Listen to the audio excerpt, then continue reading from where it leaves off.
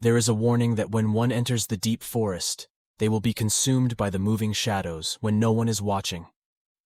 Within this forest lies a shadow that can mimic human behavior and even speak. Rosalin, a member of the White Night Order, disappeared during a hunting competition after being attacked by an unexpected foe. She's later found unconscious and badly injured under a cliff. All sorts of strange things started happening here. When she finally regained consciousness a few days later, she was unable to speak properly and exhibited unusual behavior such as walking barefoot in her pajamas and eating food from the floor like a barbarian. Meanwhile, in a magnificent palace is shown someone who had just returned and was greeted by his maid. The first thing the man looked for when he returned was his sister, and he learned that she was in her room from his maids. Just then, everyone looks worried, but they are happy that at least she is back. Outside his room, a doctor informs the man that his sister has a fever. The man was introduced as Calix, and he learned from the doctor that his sister had come down and she looked better now. But the doctor also looks a little confused because there is something wrong with his sister, and he still can't identify it. Calix couldn't take the tension anymore, and so he barged into his room to find her sitting on her bed. Calix asked how his sister was feeling, but the words that came out of her sister's mouth seemed a bit strange, and she was Rosalin from the Red Wagon Wheel, and it was she who was missing, but her body was not found. But of course, Rosalin couldn't be declared dead without a body. Meanwhile, it is explained that previously they had decided to hold a hunting competition on the border of Vista in the dry thornbush area, because in the wild, there are animals and monsters that keep multiplying. The imperial family took this as an opportunity and had to show the citizens that the new empire was in good shape. This hunting competition was attended by countless royals and knights, but unfortunately an incident occurred on the 5th day of the hunt. When the neighboring King Balta's assassination squad ambushed the Empire's forces with quite cunning, those assassins caused heavy losses because they caused countless injuries and deaths, not to mention that people had to return quickly. However, several select members from each order stayed in place and were not allowed to go to wrap things up, including the White Night Chivalric Order, who lost their vice-captain and numerous men. Soon news of the order having disappeared reached Calix, and he was too tensed because their lieutenant was Rosalin, who was also a skilled knight. They started looking for her everywhere. But when the search party found him under a cliff deep in the forest, it was a full 6 days after the battle, and he was seriously injured. After all that, Calix is surprised that his sister now doesn't recognize him at all, as if she has lost her memory. But the doctor assures him that her memory loss is only temporary. He was quite relieved and made the necessary preparations to stop the rumors from spreading about her current state, as this news would certainly be very unsettling for the royal family. Calix has dinner with her, but is surprised by Rosalin's demeanor, which has become abnormal. Rosalin had cleared 3 plates of food, and that was not even enough, whereupon Rosalin, like a hungry animal, started taking her favorite piece of meat from Calix's plate. This led Calix to think that his sister might really have Alzheimer's like parents do. Rosalin was still chewing on the meat in her hands, making Calix wonder if it was okay for her to eat this much meat, if she had always enjoyed eating meat like this. Calix advises Rosalin to eat slowly, as she may have indigestion. In this situation, Calix starts to recall his childhood memories because his sister taught him about manners and etiquette, but now it's Rosalin eating like a barbarian. He never thought that he would return the favor. After finishing their meal, Calix introduced himself as his younger brother, who hadn't been able to visit often because Rosalin was busy with this chivalric order. Calix kept telling her about Rosalin's high rank, but Rosalin didn't seem to hear him at all because she was still busy with the meat in her hands. Calix also explains about their father, who is the Count of the Red Wheelbarrow on border protection duty, but he believes that he is worried about Rosalin. Calix explains that their father looks even scarier now, and all the farm children start crying when they see his face for some reason, but Calix assures them that their father is a good person. Calix kept on joking that his father even had a wine named after their father, but saying that made Calix remember that his meat had wine in it, and because Rosalin was allergic to wine, it scared him. But if she had an allergic reaction, a bit worrying that she seems completely normal, maybe her allergies are getting better with age. He ordered the maid to prepare allergy medicine in case Rosalin didn't care, and continued to drink wine while she had not touched the avocado salad she used to love so much. Meanwhile, outside, the maids started gossiping about how Lady Rosalin had finally learned to eat with a fork and knife, stepping out of her bedroom and walking barefoot around the mansion. On the other hand, Calix gets a letter about rumors circulating about Rosalin having turned him into a saint who walks barefoot and takes good care of the injured. The only truth here is that she is barefoot, and this makes Calix wonder how the rumors about her got twisted so much. But Calix decided to let it go, because it would not harm either party. After that, Calix and Rosalin were immediately invited by the Countess for lunch, so he went to find his sister sitting in her usual spot at the window, observing the maids. Calix tells Rosalin that their mother has returned. They should all go to lunch together. When his sister was ready and went on her way, he knew that their mother was not aware that Rosalin was missing, and it might not be the best idea to bring it up right away, as it might upset her. No one told the Countess about his sister's mental health, as she would have been shocked after meeting her. Luckily, recently Rosalin regained her eating etiquette before to finally see their mother. He taught Rosalin to reply their mother with yes or no. If she asked her, what are they entering to see their happy mother, who saw her children after months? She knew that Rosalin was missing and was more worried about her complexion than her inability to construct sentences. Calix quickly tried to start lunch, and was pleased that at least the timing of a simple application of Rosalin was accurate. Teaching her proved beneficial. His plan reaches a breaking point when Rosalin picks up some bread from the floor and she starts eating it. Much to her mother's shock and disgust, it's not entirely her fault they didn't cover the part about food on the floor during their lesson. When Mother found out the whole truth from Calix, she hugged her daughter very sad, because her face and mind became less than perfect now. Their odd lunch ends with their mother's health failing and Calix walking her back to her room. Back in his study, Calix's personal butler brings information that Calix wants because he wants to clear some of his suspicions. Information about a shadow in the forest that moves when no one is looking, that mimics a human and can speak. Although each region had different stories about ghosts, confirmation from this shadow was a common factor in what he had witnessed. Testimonies of people who have encountered shadows that closely resemble a person because they are too horrifying to look at. At this time, Calix noticed something in his room and started to draw his sword, moving towards his sister's room. He barged in asking who he was, when his eyes fell on the body of a dead man whose neck he had twisted perfectly. The shadow was in the far mountains of the ancient forest where no human had set foot. Sometimes it was in the form of a bird, other times it was an insect or a large beast. After all, it was a monster that had bright red eyes stronger than any beast, and the most aggressive behavior it had always hidden. That is why a shadow cannot be called a beast. A demon, even after being composed of demonic energy, can't be fooled. It can appear corrupted but only eats dead organisms, and doesn't need to hunt at all, doesn't need to work hard all day for food, as it can only wait. The territorial fight ends for them to get food. Count Dry Thornbush, who had obtained the title 2 years ago, had also shown great interest in capturing demonic beasts. Thanks to countless hunters, the number of such beasts had dropped drastically, which was why the ones that had been starving for a long time did not show themselves. The shadow would continue to wait for long periods of time, from hours to years, while hiding itself, only returning to its original form when it ate. Being unable to eat anything alive properly, the wait finally came to an end when the human fell off a cliff and was on the brink of death, which is definitely not a new situation for this shadow. But no one has eyes. As beautiful as Rosalin's almost lifeless body looks at him without fear, she doesn't care if it's a demon, and has only one request, which is to help her. But when the shadow said that Rosalin had lost a lot of blood and could not be saved, Rosalin only asked the shadow to eat her. Shadow had never seen a human ask him like that, and it must be a first. A forbidden contract was made between the two of them, and since then the shadow has taken control of Rosalin's body. At this point, Calix couldn't help but wonder how no one suspected his sister, including the loyal maid following him like a lost puppy. When he threatened her life the night before, the shadow said that he was here to protect the master of White Night, their father. Hearing that Calix told him to go to his room, and it had been 2 weeks since then, Rosalin or her shadow no longer picked up food from the floor, and were fast learning languages. He decides to go along with his sister's wishes, until Lord Raymond of the huge horned goat arrives to meet his sister. Is he here to bring Rosalin back?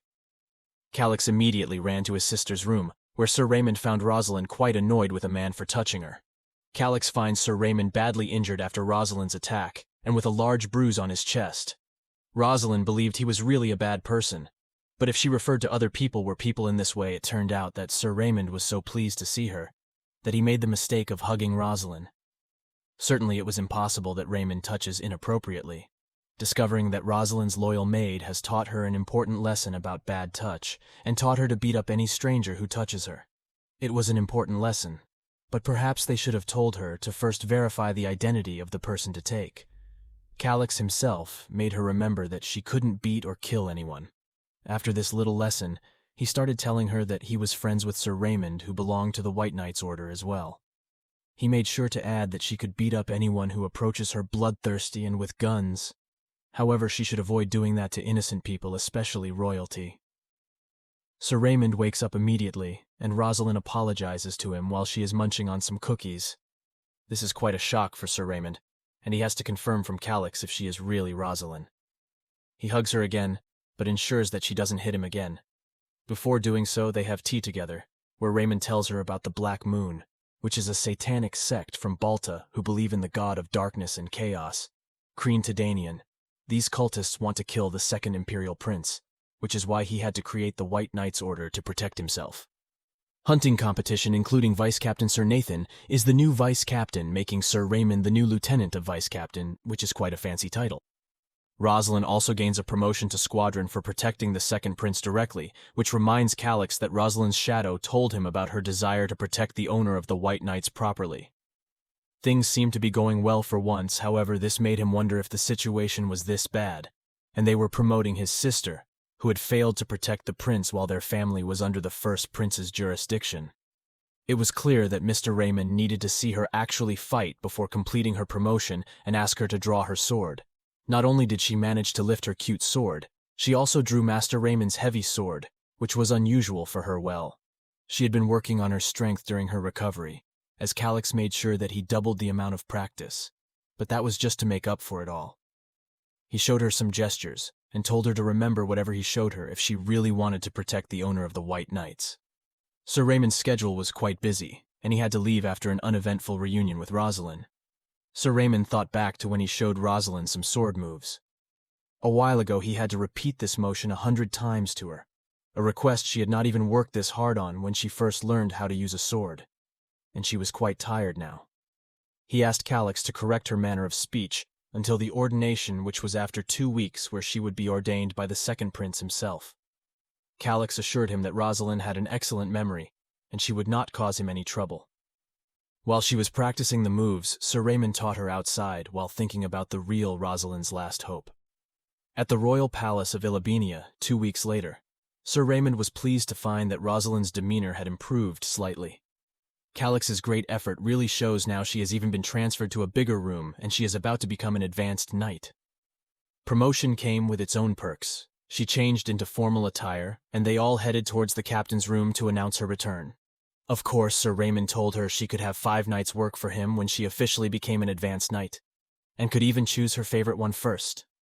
She has to do something about her memory loss and come up with an excuse so people don't think she's lost her mind. They reach Captain Stas's room, where Sir Raymond informs him of Rosalin's troubled memory, but at least he's calling her Oath. Moreover, they have a doctor's note saying her memory will be back soon, which should be entered. They were in a good position. Captain Stas was mostly silent until he sent her out, asking Sir Raymond to stay behind for further reporting. Outside the office door, Rosalin could hear whispers about her and hostile glances. She thought that the White Knight Order might not like her since she was the eldest daughter of the family sworn to protect the first prince. She could hear the captain instructing Sir Raymond to help her, which didn't sound like bad news. They reach the ordination altar later on, when everyone gossips about her being an evil human who doesn't even have any special abilities.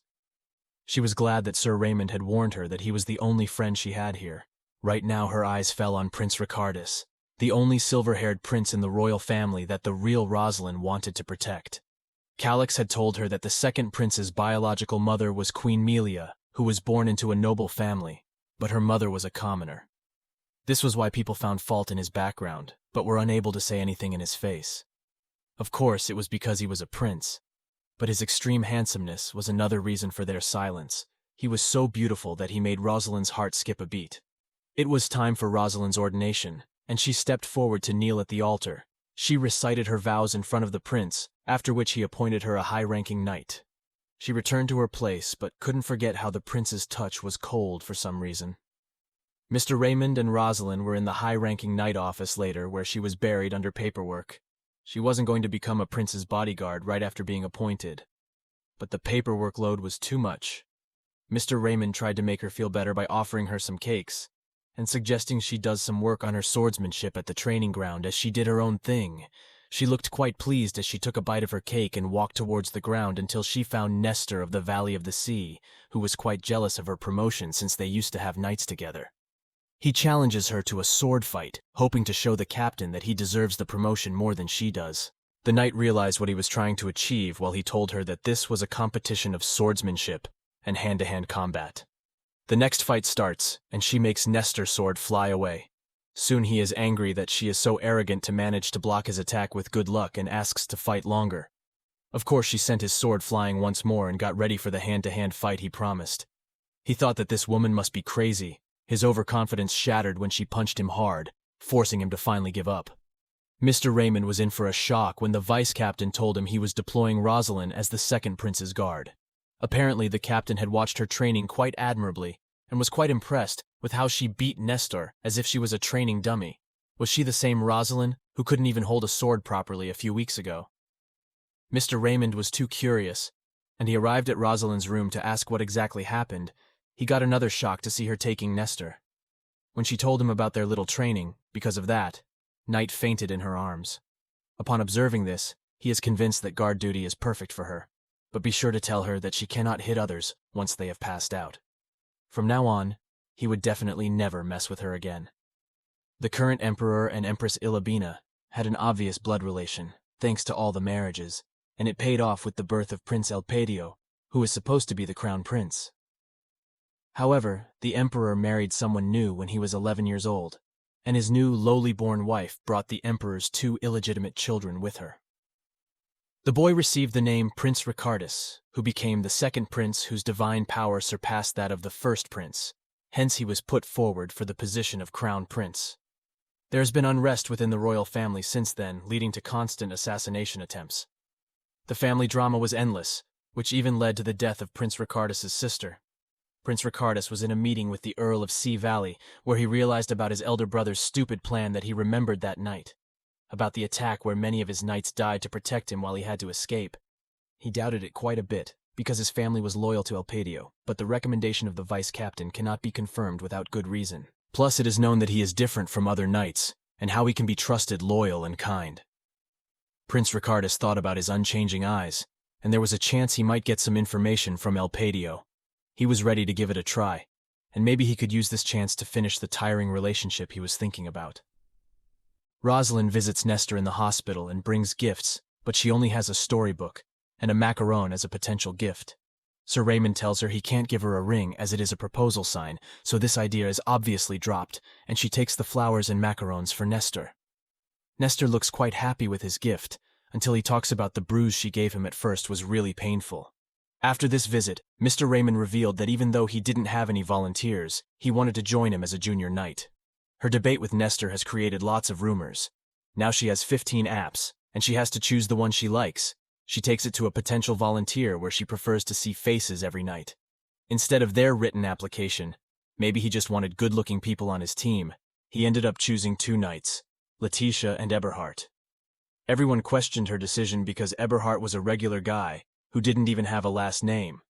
The other knights are fired, and Sir Raymond informs the 2 chosen that they will be transferred to a hostel closer to Rosalin, where they are asked to help him with his daily activities until they are ready to become basic knights. After Rosalin visited Prince Ricardus and promised to protect him with her life, the prince asked her about her memory loss, and she only gave her a short reply. Luckily, it didn't seem like he paid much attention to her. She was looking forward to his performance, but was surprised when she stopped him from sipping his drink. The prince would have taken this as an insult. The prince didn't appreciate his rude behavior. But Rosalin believed that there was something in the tea.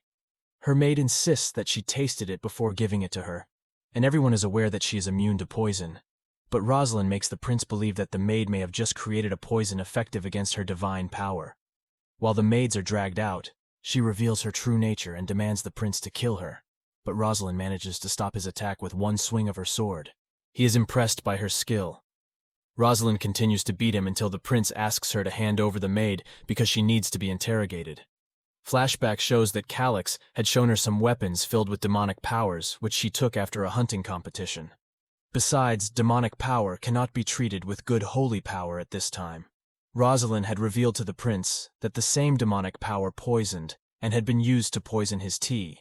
Since the time when demons and holy powers couldn't interfere with each other, the prince was in deep thought as the Empire's reputation would fall to the ground because of this poison that not even he could cure. He needed to watch over the wizards in the dungeons, not thinking about it would take too long, until the detestable Empire was destroyed. Letitia and Eberhard were proud of Rosalin for being chosen as the prince's guard, and for beating an assassin black and blue on her first day. Nonetheless, they discussed all the rumors circulating around the castle, including the one where she defeated 5 assassins supposedly like she had 5 arms, where such rumors came from. Rosalin arriving there at this point, and remembering that Sir Raymond told her that all these junior knights weren't very good at swordsmanship, which was why she just needed to lead them to improve the area they were lacking in. In this case was why he had brought a wooden sword with him to see how much the two of them needed to improve. To be honest, they were mostly just scared of being beaten black and blue by him. If he left them like this, they would surely die somewhere. In the corner, Rosalin tells them to stop. She reveals that their situation is serious enough in all areas to make something of it. Better he would attack Letitia and Eberhard now, which was a bit scary for them. He could attack them anytime, anywhere, and they had to stay alert. Was this a kill alert? On the other hand, the prince would go down to the dungeons himself, as he would not wait weeks for a servant to give him information. She has an impatient personality. She reaches the solitary confinement room and talks to the witch Catelyn, who is locked up as a slave Kreen Tidanian. This witch lacks manners and has a bad habit with her hands when she tries to reach Prince Ricardus. She ignores his sarcastic comments, and the prince gives her tea with poison in it. He was confident that she could detect even the tiniest amount of demonic energy since she was half human himself. He was proven right when she identified the demonic energy within the poison, and his business was done. Here he is turning to leave as Catelyn challenges him to recover from the darkness. She's too weird for even the Satanists and the prince to leave before he goes mad by talking to her any longer. At night, Prince Ricardus on the balcony, thinking about the legend of the Black Moon and the White Night. Legend has it that on the day that the god of light Idelabeam holy power reached the pinnacle of divine power, Darkness Kreen Tidanian was expelled from the night the White Night covered the world, where all living things were revived while Kreen Tidanian hid in the black tense moon until White Night Idolabum ended. The existence of the Blessed Night was known only to a few members of the royal family, so he was a little worried about Catelyn knowing this information. It is here that he is surprised by Rosalin climbing up his balcony. What Rosalin is trying to do here is Rosalin telling Prince Ricardus that she is just trying to do her guard here but not her working hours from morning to evening. Of course, she is a workaholic who doesn't think that assassins consider her working hours to complete tasks them. This was when her eyes fell on the assassin who was lying on the floor, and it seemed that Rosalin had saved him once again. The guards took the assassins away while the prince offered him a drink. He looked unfazed after intruding on her privacy. He was more amazed when she toasted, because it was inappropriate but more polite considering she had climbed on top of his desk before he could see that Rosalin's memory loss had changed her. But her look was the same as the day he told her to get out and stop. Rosalin tried to protect him before he disappeared. She was surprised that he was still trying to protect her after he humiliated her. He ended up getting drunk from all the wine, and Rosalin tucked him in her bed saying that she would protect him no matter what. On the other hand, Prince Elpadio is annoyed about the poison with demonic powers because it is a threat to him too. He knows that Prince Hakab of Balta has this card in his sleeve and tries to stab him in the back. His servants suggest he trade with Balta to get an antidote poison for himself, in exchange for him being able to offer any information they have on the White Knights.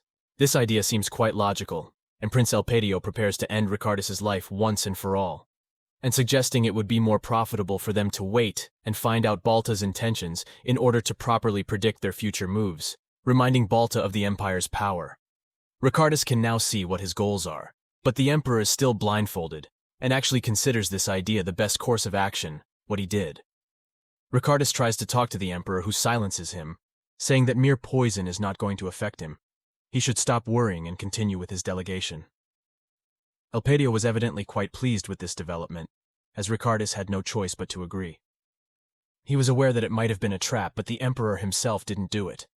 Not minding putting her in a dangerous situation given Rosalin's promise to protect her, he wondered if the promise meant it was hard enough for him to try to endure since he declared that they would return to Moonstone Palace. While Eberhard and Letitia were discussing the delegation, they would be leaving for the Black Moon. Rosalin decided this was the best time for her to attack them as she promised they could block her. Rosalin instructed them to devote themselves to training while she was away with the prince. When their eyes fell on the parade picking up the gold coins, the gold fell in front of him. When Prince Diaz, or the fifth prince, came to inform that these were just some gifts for Prince Balta, he seemed happy to see Rosalin after a while. Even though Diaz was the fifth imperial prince, who wanted a moment when Rosalin they went to the garden alone, while Rosalin wondered what kind of relationship he had with the real Rosalin. It is revealed that Diaz will also be going with this delegation, and asks him to protect her there as well. This was quite a surprise, as he had no idea that she would be going to Balta as well.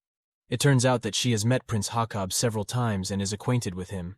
He continues to reveal that he tried to look for her in the barracks after she went missing, however he was found on a cliff.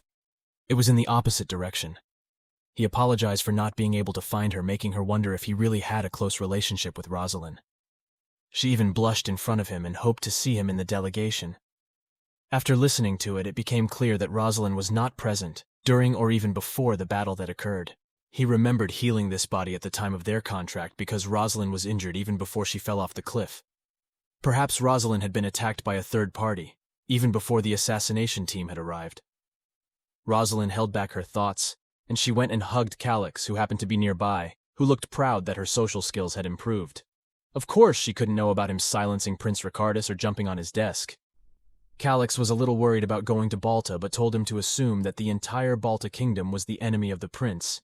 She gave him several instructions as she ate the pastries until she moved towards the castle wall, saying that something was behind them. She climbed over the wall and attacked Letitia and Eberhard again. This confuses Calix, who thinks that she attacks random people like she fears. Calix relaxed immediately, after finding out that she had just trained his junior knight, and listening to her tell about the macaron she ate and dueled with the basic knight. They drank tea together, while she revealed that she beats faster every time she saw the prince, who made him spill his tea a bit. Maybe Calix needs some training in his etiquette too. Calix had originally come here to convince her not to leave, but seeing Rosalin's determination, he only asked her to return safely, as she would definitely prepare all the food in the world that he enjoyed. Flashback scene shows the real Rosalin running in the night after the battle. Rosalin just wanted to tell the prince about something she witnessed. But when he reached the cliff, some of the people who had followed him managed to chase him down from the cliff. When Rosalin's shadow returns to the present and is haunted by these memories. Meanwhile, in the next day, everyone in the Empire cheered for the delegation leaving for Balta, while Elpidio mocked the ignorance of the commoners. Moreover, he was a bit angry about how Ricardus looked so arrogant while leaving, since he promised to find the evidence behind the person responsible for the poison. That he wanted to see Ricardus's cold corpse, as his safe return would prove unfavorable for him. Ricardus' delegation had been on their journey for a few days. Now that the good weather had been favorable to them, it was quite suspicious that everything had gone so smoothly. However, he expected that there would be plenty of assassins and booby traps along the way. But things were quiet even after crossing the border from Balta. When did Elpidio become this cautious? It turned out that Rosalin had even found a river to drink water at night, which was unusual since she was a lady from a noble background and shouldn't be a street smart. She even brought 3 dead rabbits for Ricardis and handed them over to the prince like it was no big deal. Mr. Raymond still wasn't completely used to his rude behavior and apologized to Ricardus on his behalf, but the prince didn't seem to mind too much, as it wasn't the first time he had behaved strangely. Ricardus didn't want anyone to be bored and suggested they should have a hunting competition, but was cute enough to tell them to get the rabbit ready for dinner, and this made Rosalin very excited to hear that. While Rosalin can think of nothing but memories and wants to know what exactly she saw in the past that made people want to kill her, she set a trap while hunting and came across a deer. After feeling the demonic energy, the deer had a familiar demonic energy, which made him think that it was of the same species as him. When she heard some knights approaching, Rosalin told the deer to run away before they finally hunted. She had lived a long time, but this was the first time she encountered such a strange species of her own. In the camp, everyone was drinking and grilling. Rosalin managed to hunt down a very large wild boar, While the other knights caught nothing but frogs, they obviously thought she was too great. And one of the knights prepared meat for dinner, which Rosalin enjoyed to the fullest. No one can appreciate good food. In this situation, Ricardus witnessed how popular Rosalin was, and kept remembering past events with her like a 15-year-old boy. This was unfair, as she didn't even seem bothered by their past. This new shadow likes animal forms because it's more comfortable, while Rosalin is just amazed at how well she speaks. Talking wasn't this easy for her at first. Did she owe some courtesy to a grandmother she used to live with, who mistakenly mistook him for her granddaughter? Feel uneasy living among them. Come to think of Shadow, Rosalin also avoided humans as she lived in the forest, where she used to run away from humans while the scarier creatures and beasts did not frighten her. The new Shadow is angry at Rosalin for eating humans alive, as it was forbidden for them, and she will now die in this body. They are not supposed to eat anything alive but can consume food when they take another life form. But it was only for nutrition. They had to devour corpses in their original form regularly to maintain the Shadow's existence. Rosalin couldn't return to the Shadow life again, but at least she knew about it beforehand and made her own choices. Thinking of everyone she met as Rosalin, maybe she didn't want to return to her old Shadow life. He then brought a large eagle in front of Ricardus, but of course he didn't know that it was his new Shadow friend because the Shadow didn't want to leave him alone because he believed that Rosalin was too stupid and might need help. She made a new good friend for her. She made excuses that she knew Falcon, which made Ricardus feel even more confused. Maybe she should give up on questioning Rosalin's antics now. The next morning, all the other knights are fascinated by a falcon named Macaron, thanks to Rosalin's obsession with desserts. They continued their journey, where Macaron kept on catching one fox after another, impressing the knights that they would reach their destination, and made all their preparations not to let their guard down. The castle gates opened for them in the capital city of Balta, and the delegation entered with their heads held high. Prime Minister Adelac greeted the delegation, and Ricardus came down to meet him too. He proceeded to lead him to the castle. After all the formalities, Mr. Raymond was wondering where Macaron the eagle was, but Rosalin couldn't clearly tell him that the eagle had turned into a little mouse now. Shadow realized that there was an unstable and violent aura in Balta that might have come from the guards. It was the same fragment that was in tea that made them wonder if they had entered extremely dangerous territory. Rosalin was given a pretty good room in the castle, where she discussed the strange group of soldiers they encountered that had demonic energy. Of course, they couldn't feel the same from the Prime Minister or the other citizens. The captain immediately summoned all the guards and gave them a reality check that a battle would ensue after arriving at Balta. He informed the guards that they would guard the princes and escape if a battle started in the castle. Rosalin continued towards the captain after remembering that Calix had told her to speak to a trustworthy person if things got confusing for him in Balta. He thought that the captain could be trusted, and revealed that there had been many eyes watching them from the main palace since the beginning of their arrival. Those eyes were clearly bothering him, and he wanted permission to kill them. At least he had learned the manners of asking permission before killing people. Macaron finds humans so annoying as they care so much about everything. Why should they leave whatever bothers them live? His irritation is justified, as the captain refused his permission to kill anyone. Of course, Raymond explains they are here as a peaceful delegation, and can't give Balta a reason anything to start a war, which sounds pretty fair. Never touch them first, even if they are watching them. Macaron couldn't just sit back and do nothing, so he decided to take a look at this suspicious aura himself. On the other hand, Ricardus was about to go take a shower, when Rosalin barged into the room. She wanted to do a quick check. Luckily, she didn't find any eyes in her room, which is a good thing. He started praising the prince for his muscles and shapely figure, which made the other guards think that he was losing his mind. Ricardus told her to get out even though she couldn't stop blushing. Rosalin now wants to find Macaron when she comes across countless cats hunting mice.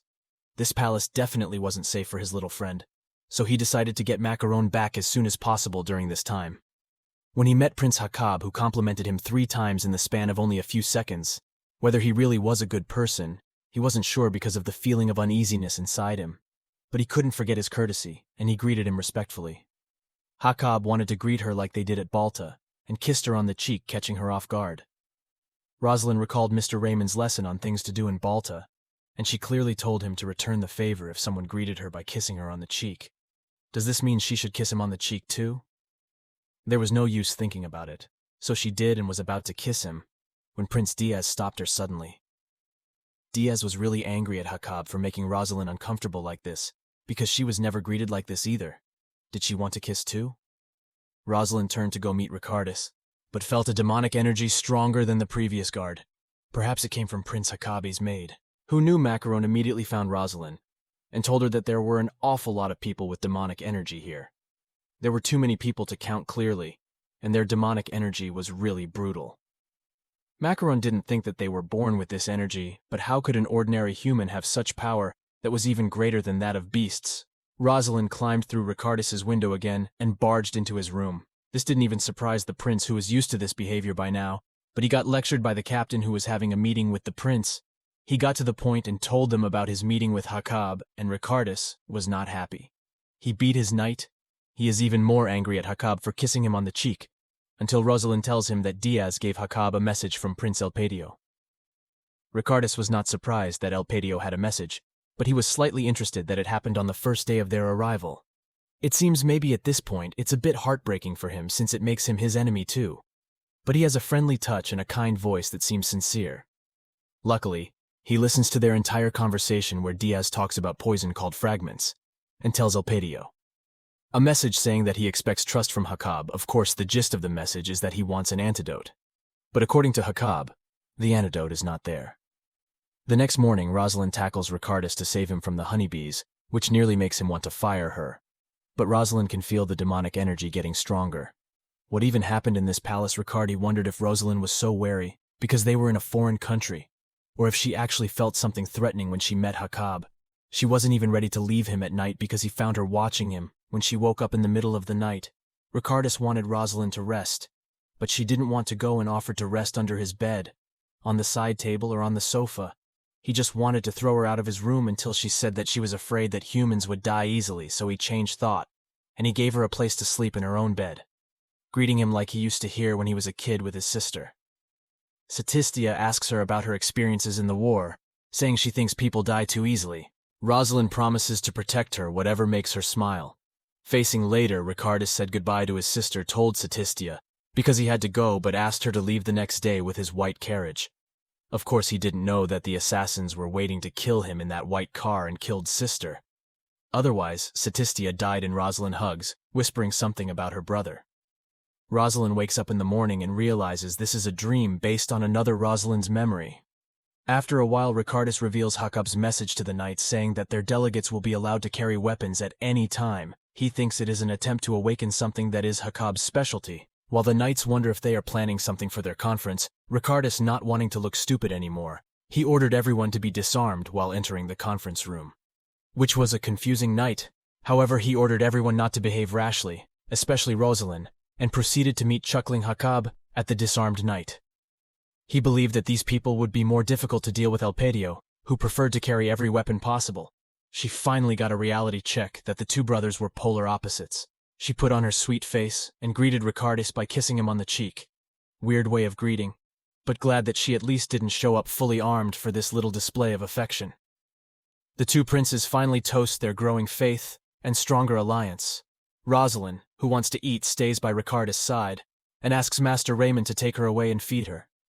They have been together since they were little.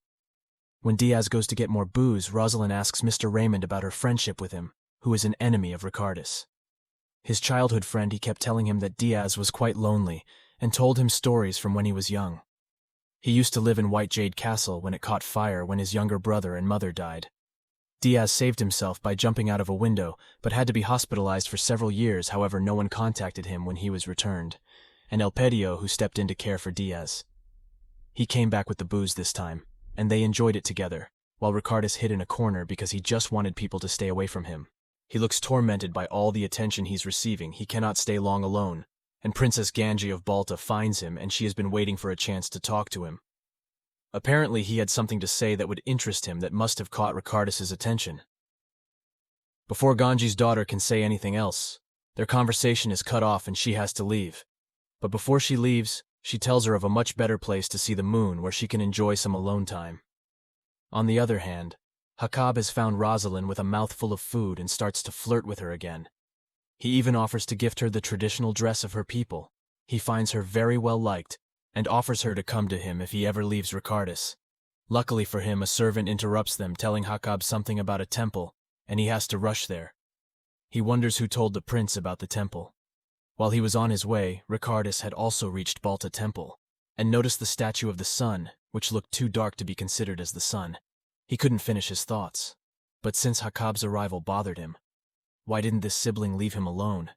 Hakab started talking about the poison he developed by the black moon, which meant he had chosen to play dumb about it. At this point, Ricardus realized that it was not the sun on the ceiling, but the black moon that was the symbol of the Kreen Tedanian. Does this mean the poison is called a fragment, because it has those black moon fragments? Hakab was really impressed with his deduction skills. Well, he didn't have all this holy power for nothing.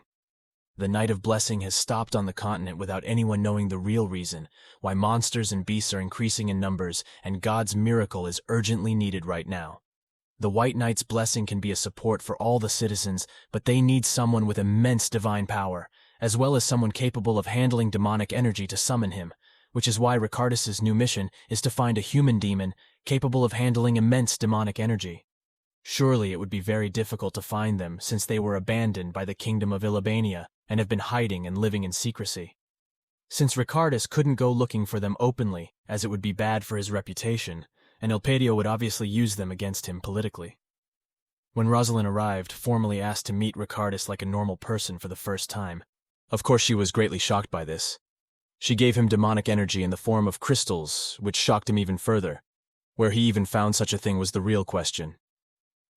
Here, of course, he couldn't tell them that Macaron brought it to him, so he made up a story about finding it piled deep in the palace. He didn't mind him stealing it as long as no one caught him. It was clear the fight was waiting to happen, and even Ricardus couldn't change the outcome. She is delighted to have found the perfect bait to catch the biggest fish, which is why Rosalin is treated kindly and asked to keep her mouth shut about this. It is Ricardus's lucky day as he finds a clue to the Night of Blessings, and the crystal-carrying demonic energy that this trip resulted in was even more fruitful than he had thought. It was the right time for them to go home, and Hakab came to see them off. No one believed him for obvious reasons. Therefore, Ricardus immediately requested a meeting with his knights. The captain showed him 2 places they could hide, a large number of people, and considering Hakab's personality, he most likely planned an ambush. There was no chance they could avoid the battle now, and Ricardus was aware that they were losing numbers and strength, forced into a corner to defend themselves like this. Xanon is enjoying feeling all the devil's energy, as it has given him an endless stream of power and increased physical abilities. He is reborn, and his master Hakab needs him to bring back what he wants. Taking a very dark turn here, Xanon is waiting for the delegation through the woods with his men, and his orders are clear to catch Ricardus before the delegation crosses the border. He is ready to kill them if it looks like he might lose them.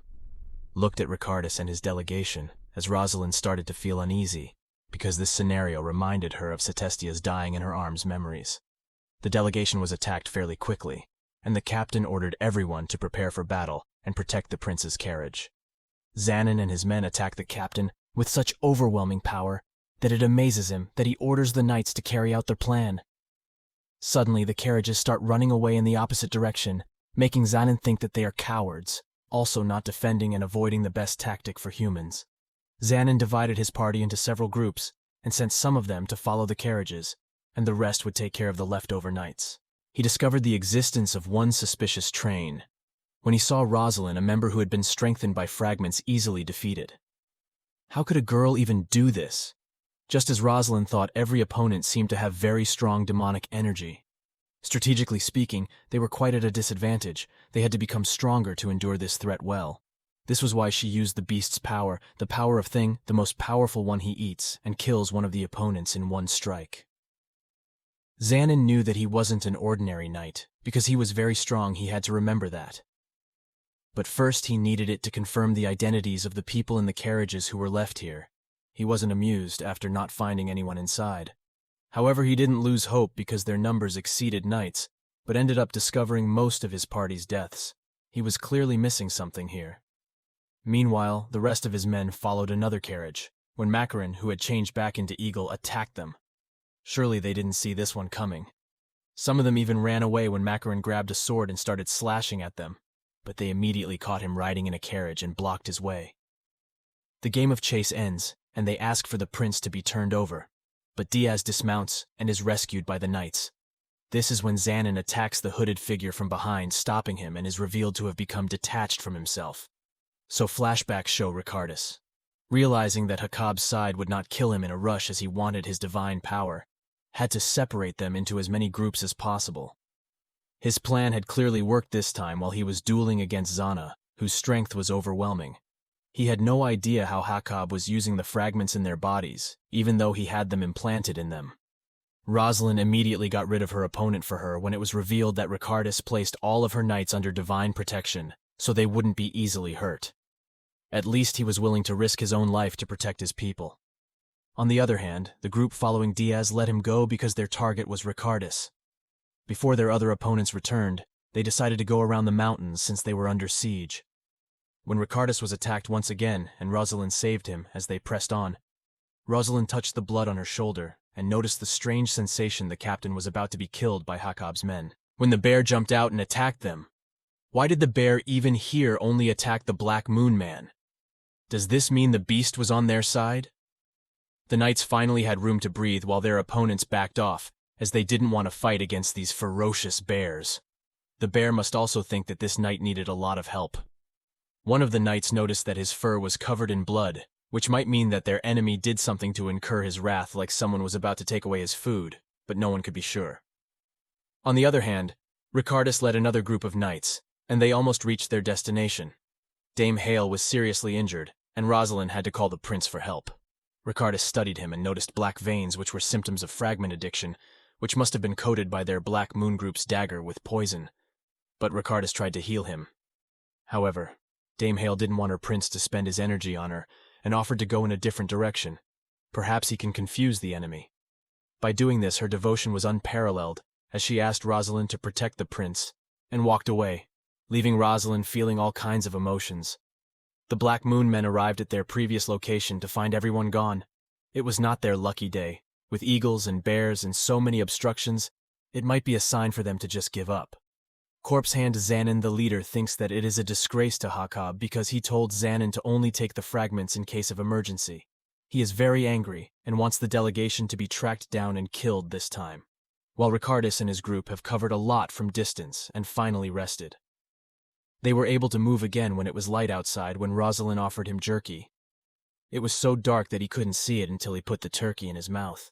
Besides, he felt too burdened by the burden of his survival since they had sacrificed so many lives tonight. He was too deep in thought that he didn't notice that he was asleep in Rosalin's lap, and woke up suddenly. Ricardus really blushed again and asked him if he managed to sleep. They moved in, and luckily it looked sunny today, and Rosalin excused herself to go and scout the area. She really wanted to be alone and survey the wound when she was far enough away. His recovery rate was too slow, which was probably an effect of this fragment, making him consider severing his limbs before the poison spread any further, but decided against it as it would prove even more dangerous in the current situation. He needed his arms to fight in battle.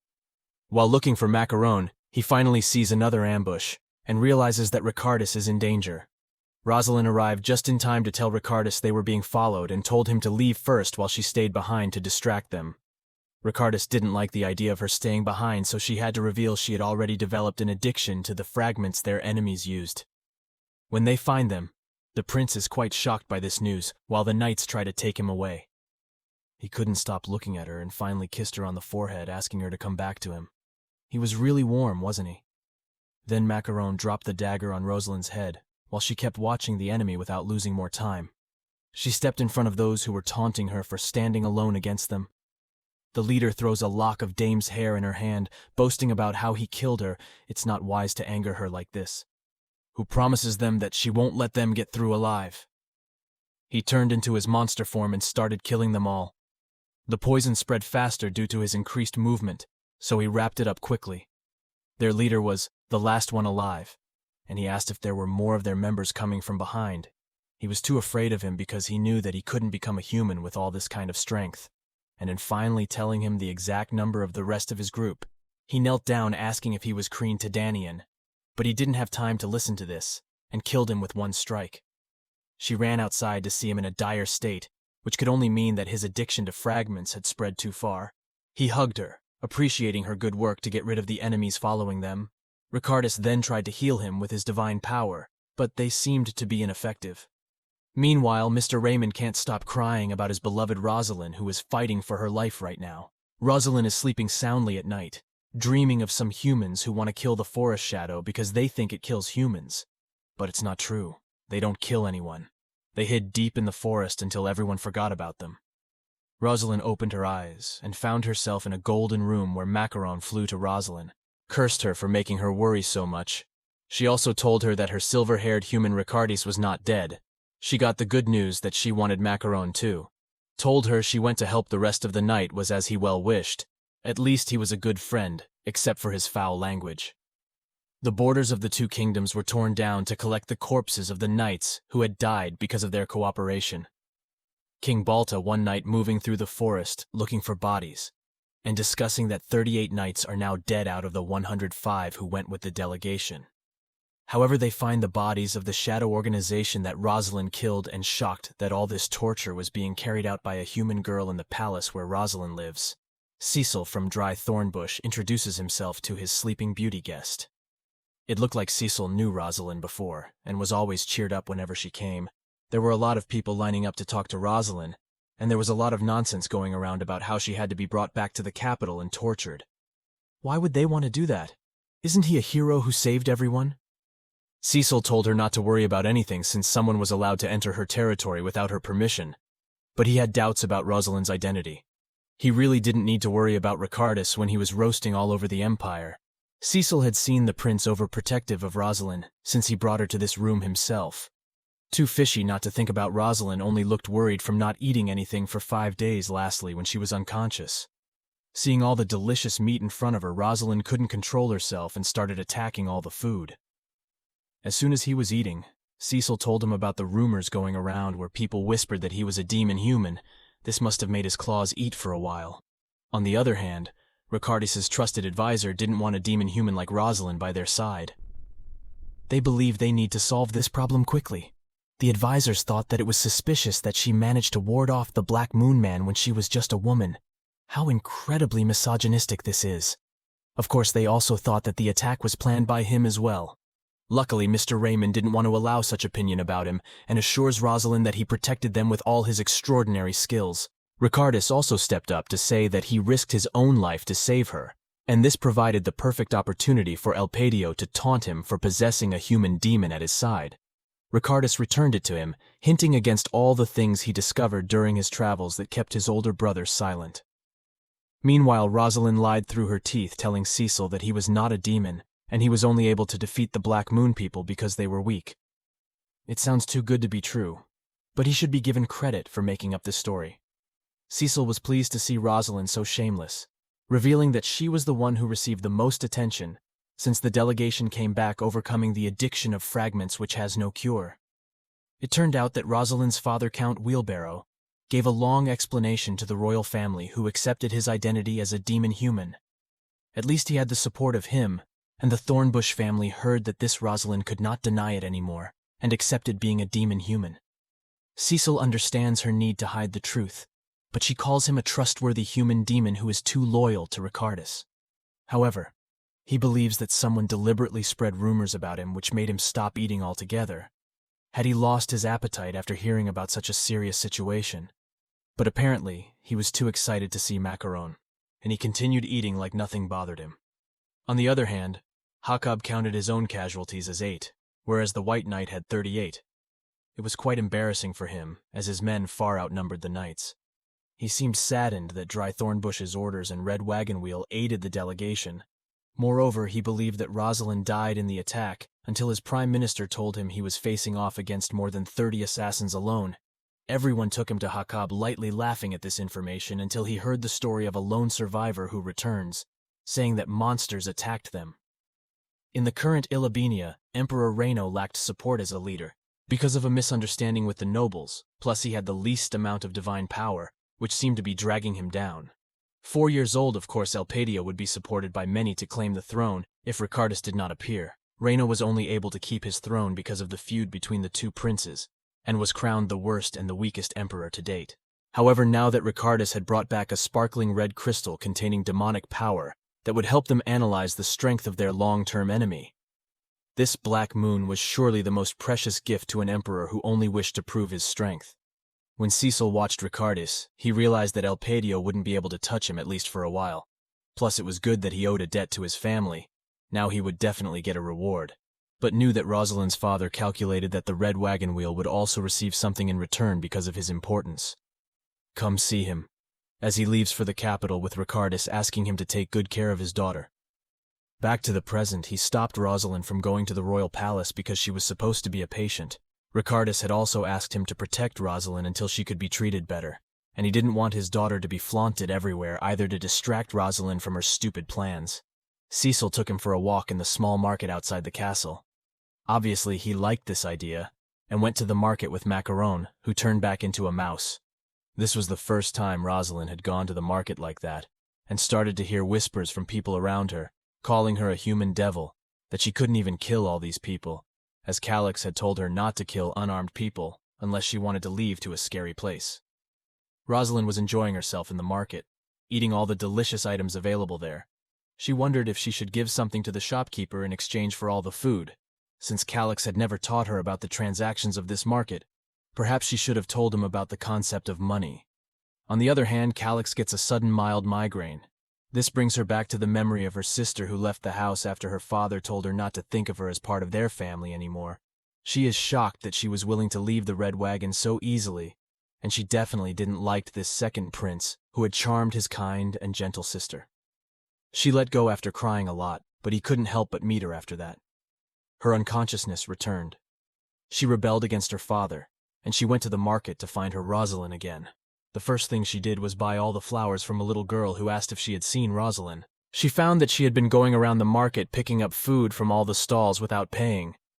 Now she realized her mistake of not teaching her about finances, so she went to all the shopkeepers and paid them for the food she took.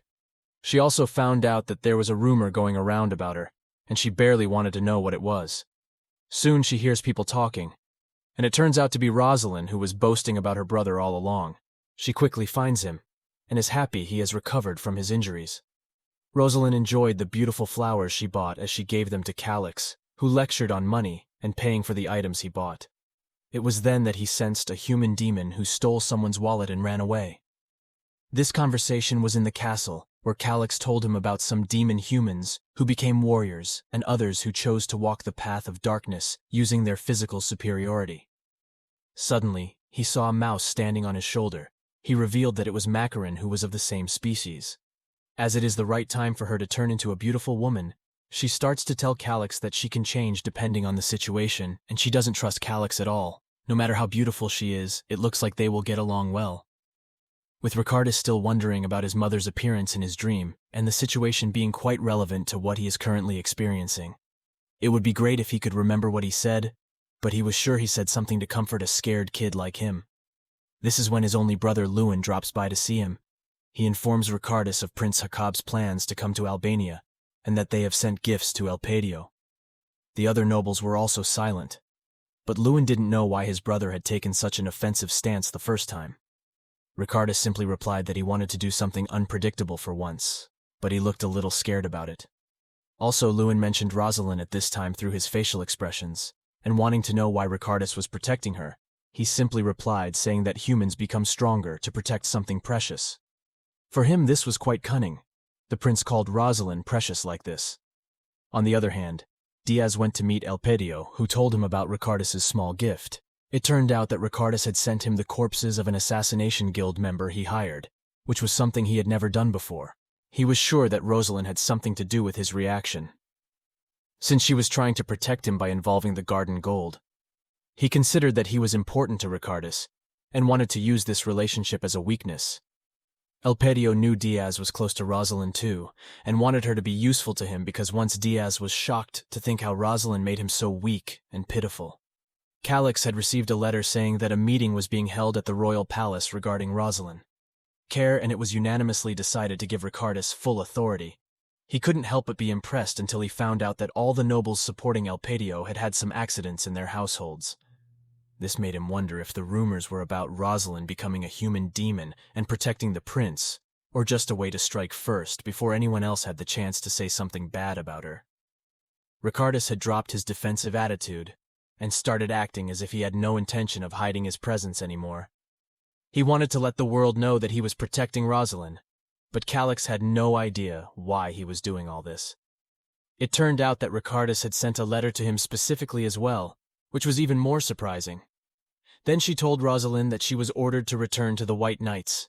She was happy that Calix would accompany her to the royal palace as well, but Macaron didn't look too excited.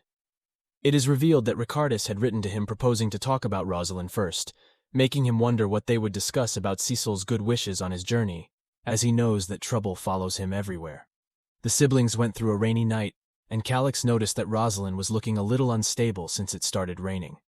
In the forest they decided to rest for the night, and soon Rosalin was sitting in a corner thinking about the sound of the rain and the darkness of the moon, and it was the same as the night the real Rosalin was attacked. He finally knew that the person who had attacked him was not an outsider, but someone who was in the royal palace. This makes him want to know the identity of the person and their purpose behind wanting to kill Rosalin. Calix is distraught to hear that the person who killed his sister is inside the palace but happy that he recovered his memory. He tells him that his back bled a lot that night, and he had a broken bone which made Calix hug him tightly. He really is the best brother in the entire empire, isn't he? The next morning she was happy to find Rosalin sleeping soundly, until Macaron arrived in the form of a handsome man munching on some apples. It turned out that the man whose body was taken was someone who drowned in the lake, but it didn't matter to Calix. He knew that Rosalin was in the most danger in the palace, and she not sure if the person who tried to kill him. Aware that she is a different existence now, they might try to kill her again, but Macaron promises her that whoever tries to hurt her will not face a pretty death. She is confident, and her threats can be trusted. Macaron also tells her that she is the most powerful of all this existence, possessing demonic power should be enough to put her at ease. They soon reached the palace, and Rosalin entered to embrace Mr. Raymond, who was starting to worry about her more than their mother, who didn't seem pleased with her clinging to her sister. Like this, Calix was taken to Ricardus, while Rosalin went to her room to change her uniform. She reached the office. The prince, who looked too cool, sat behind his desk like a boss. The morning before being attacked like this, they were acting normal, which made Rosalin wonder if they knew about the rumors that she was a human devil. At this moment, all the junior knights greeted her from the training point, which confused her. Letitia told him that everyone knew about her being the savior of the delegation team, and now that Rosalin was considered a goddess of war until the night, at least they knew that she was a human demon. While Calix was telling Ricardus that Rosalin had recovered faster than he expected, of course his question about her appetite seemed a bit ridiculous to Calix. Ricardus even asked him about his preference between beef and pork, and even wrote down everything he told them. This prince was acting a bit strange, making Calix wonder why he was even there. After discussing her likes and dislikes with her for hours, Ricardus didn't forget to compliment her as they drank tea, which made Calix blush. However, she told them that Rosalin being called the incarnation of Kreen Tadanian near Hilasago Kingdom probably isn't something to worry about, but they should be wary of such rumors.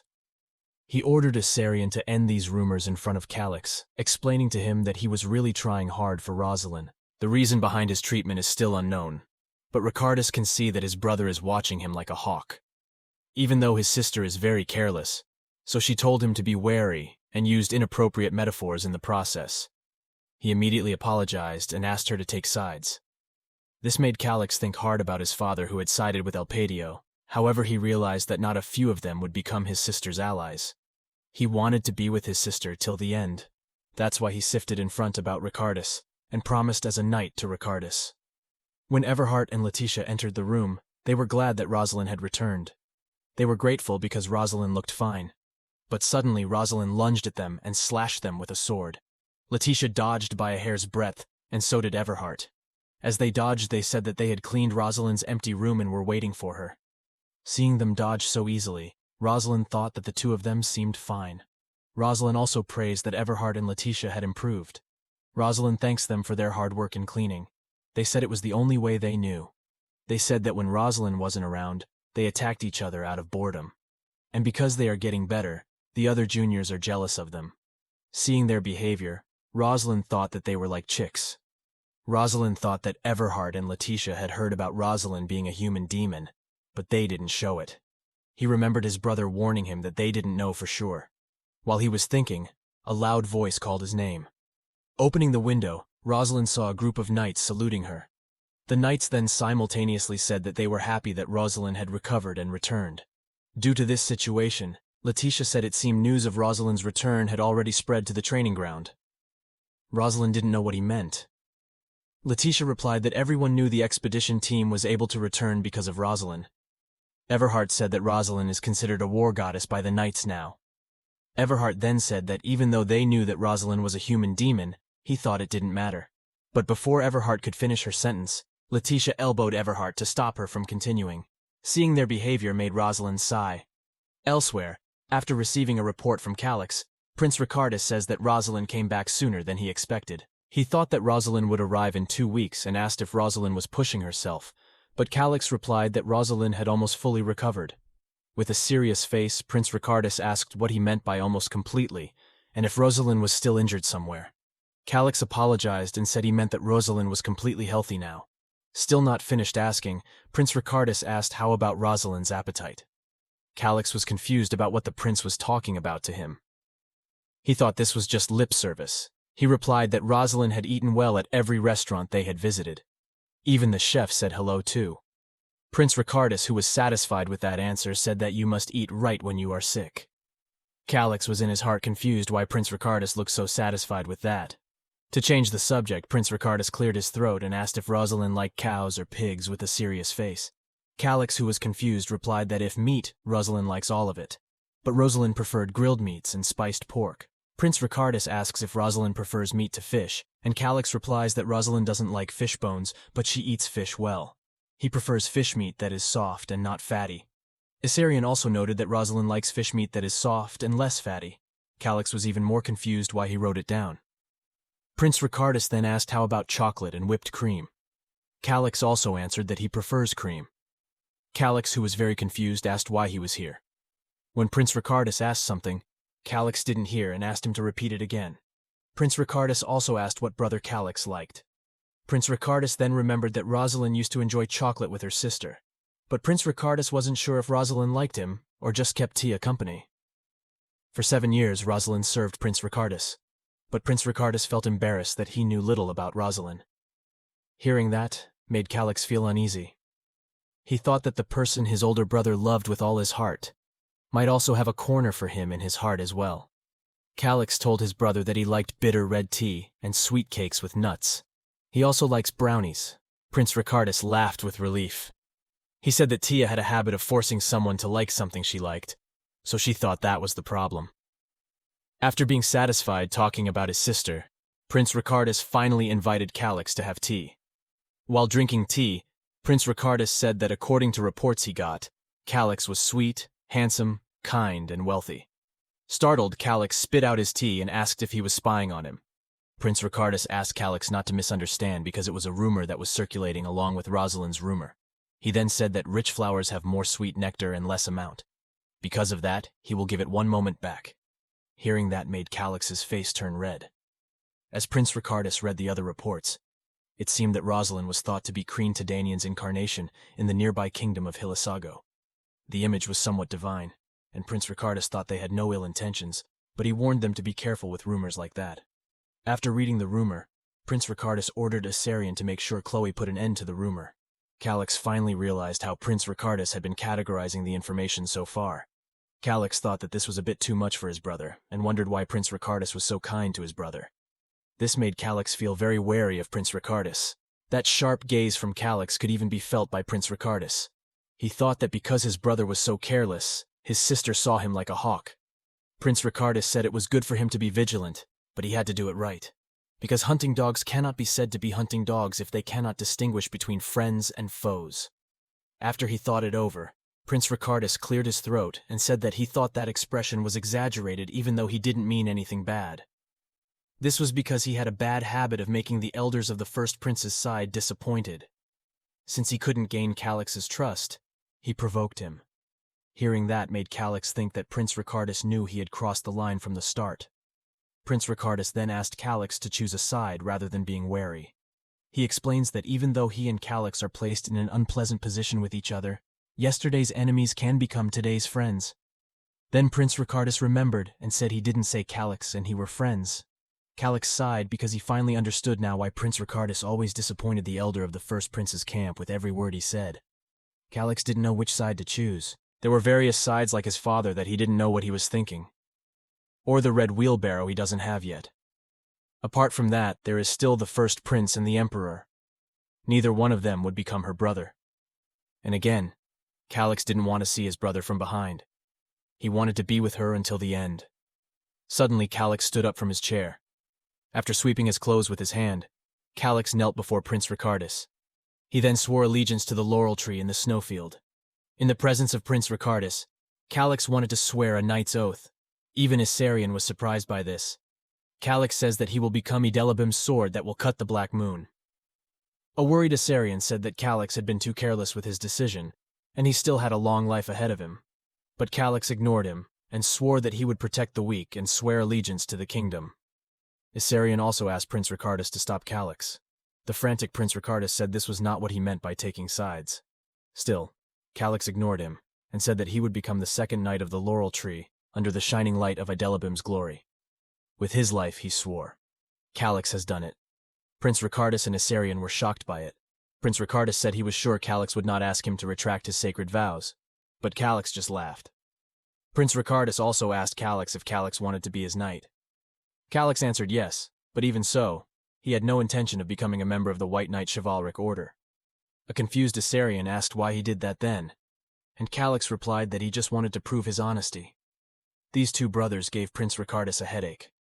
The reason why Calix wouldn't join the White Night Chivalric Order was because he couldn't be restricted to using physical strength alone, because he would wield great power as the successor of Red Wheelbarrow.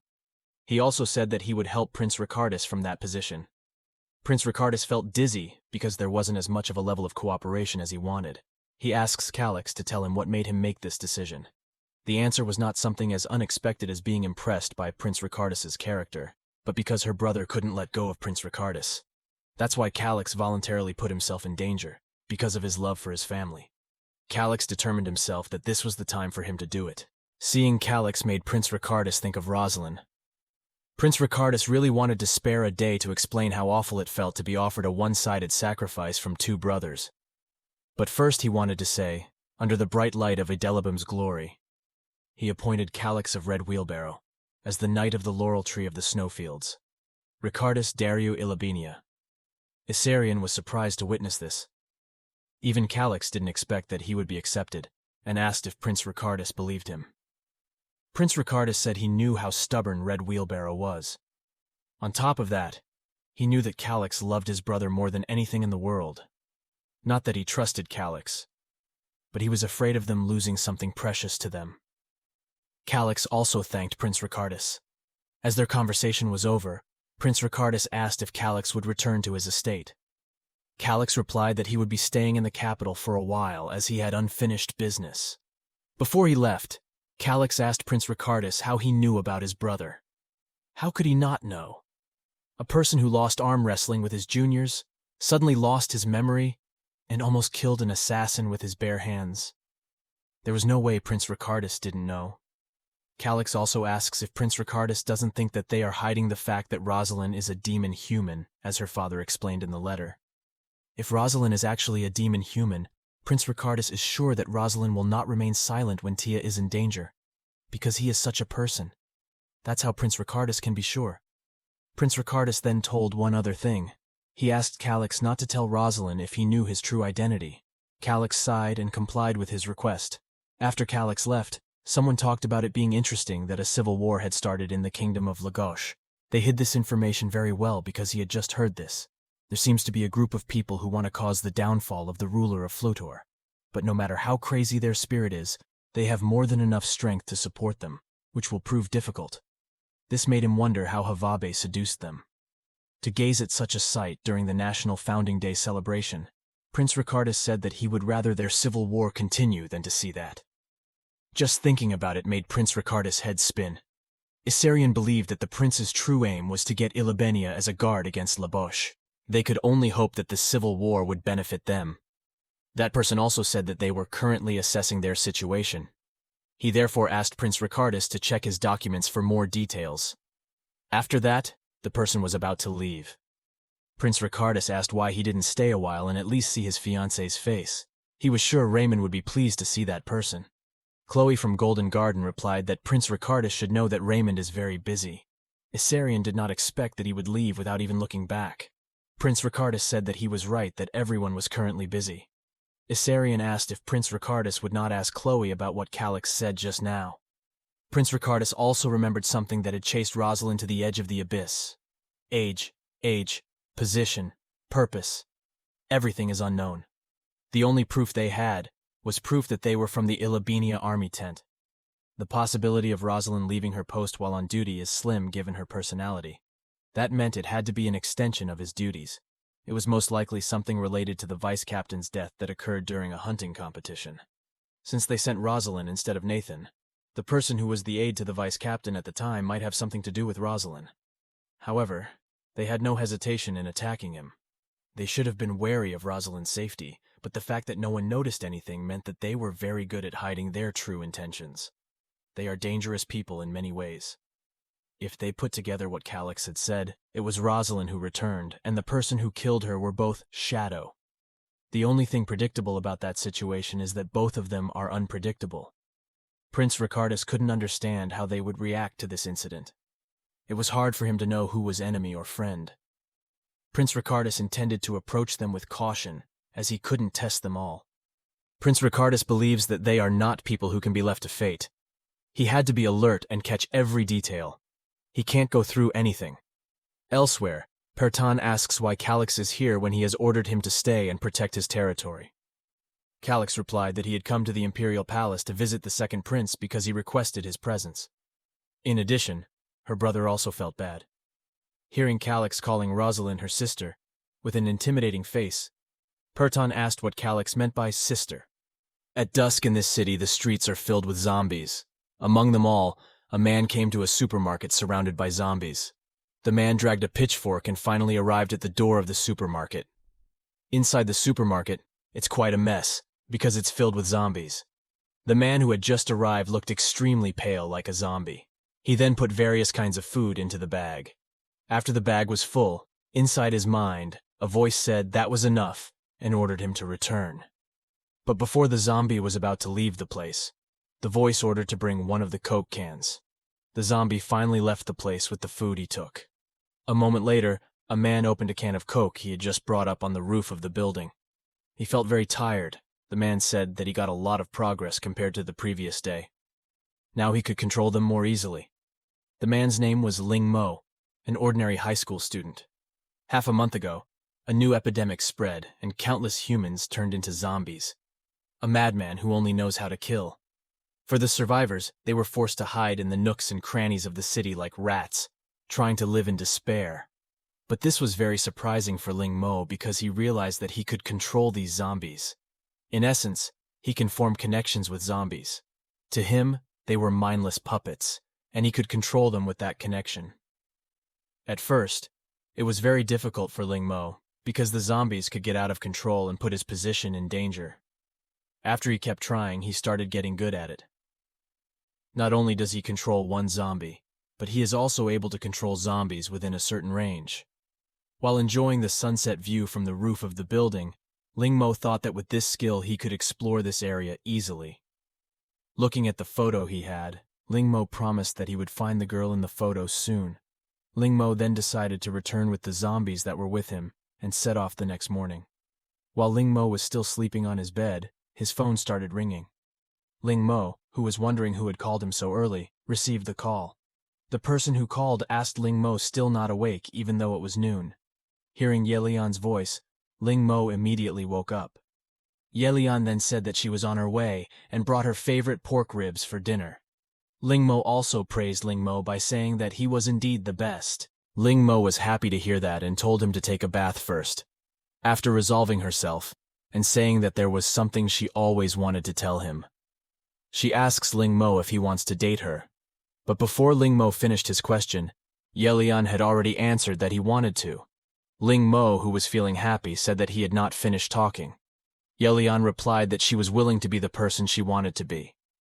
Just as Ling Mo was about to say he loves him, Yelian suddenly shouted, Ling Mo, who was very worried, shouted Yelian's name, but Yelian told him to run. Ling Mo tried to call Yelian many times, but he didn't answer at all. After that, Ling Mo suddenly woke up. He also realized that it was just a dream during the disaster that day. When he saw Yelian's photo he felt very anxious. He went out of his room and thought that he had slept too well. He then suddenly lunged at a zombie, but because the zombie was chained, it couldn't reach Ling Mo. When Ling Mo started to let his guard down, the zombie started to go out of control. Luckily, he had handcuffed her yesterday before sleeping. Ling Mo also used his ability, and the zombie began to calm down. As it was time to leave, Ling Mo gave the zombie the key to the chain. In this city, the entire city has been filled with zombies. In front of Ling Mo, after crossing that road, he would arrive at Yelian's house. But with that many zombies, just crossing it would be difficult. But moments later, a voice called for help was heard. Because of that scream, all the zombies started running towards it. Without wasting any chance, Ling Mo took the opportunity to cross the street with his zombie. After making it through the street, he climbed the stairs and saw the voice calling for help. Seeing those two young children screaming for help, Ling Mo called him an idiot, as they would only attract more zombies. The two teenagers, who were called idiots by Ling Mo, were screaming for help behind the fence blocking the zombies. After the fence protecting them was destroyed, the two of them were instantly surrounded and eaten by zombies. Seeing that scene, Ling Mo couldn't understand why he didn't feel pity when the two of them were attacked by zombies. Instead, he felt something strange. He didn't understand what he was feeling right now was pleasure or something else. Ling Mo felt that maybe his humanity had been affected by his connection with the zombies, but Ling Mo ignored it because he still needed this power. Without that power, Ling Mo believed he wouldn't be able to find Yelian without the help of the zombies. Ling Mo then ordered his zombies to check the road on the other side. He was sure that since Yelian's house was close by, he couldn't possibly go far. Zombies are walking on the streets now. Seeing what the zombies saw, Ling Mo wondered if it was a car accident and was curious about the state of the passengers inside. They might just be trapped or have turned into zombies. Ling Mo ordered him to continue walking, but suddenly he remembered that Yelian always goes to his house by bus, 618. Ling Mo was terrified that Yelian was in there and ordered his zombies to check. He also saw the figure of a girl he knew who had massacred the entire bus. The girl then roared and lunged toward Ling Mo's zombie. Yelian quickly stabbed Ling Mo's zombie in the stomach. Ling Mo was very surprised and wondered how could this happen. Ling Mo's zombie was thrown and hit the bus door. Ling Mo finally realized that Yelian had become a zombie. Yelian then grabbed Ling Mo's zombie by the neck and lifted him. Ling Mo thought that this was bad. If the zombies were killed, then Yelian would probably leave. He had to think of a way because he couldn't let his hard work go to waste. Ling Mo also tried to use his power to control Yelian, and with his strength, he will first feel Yelian's consciousness.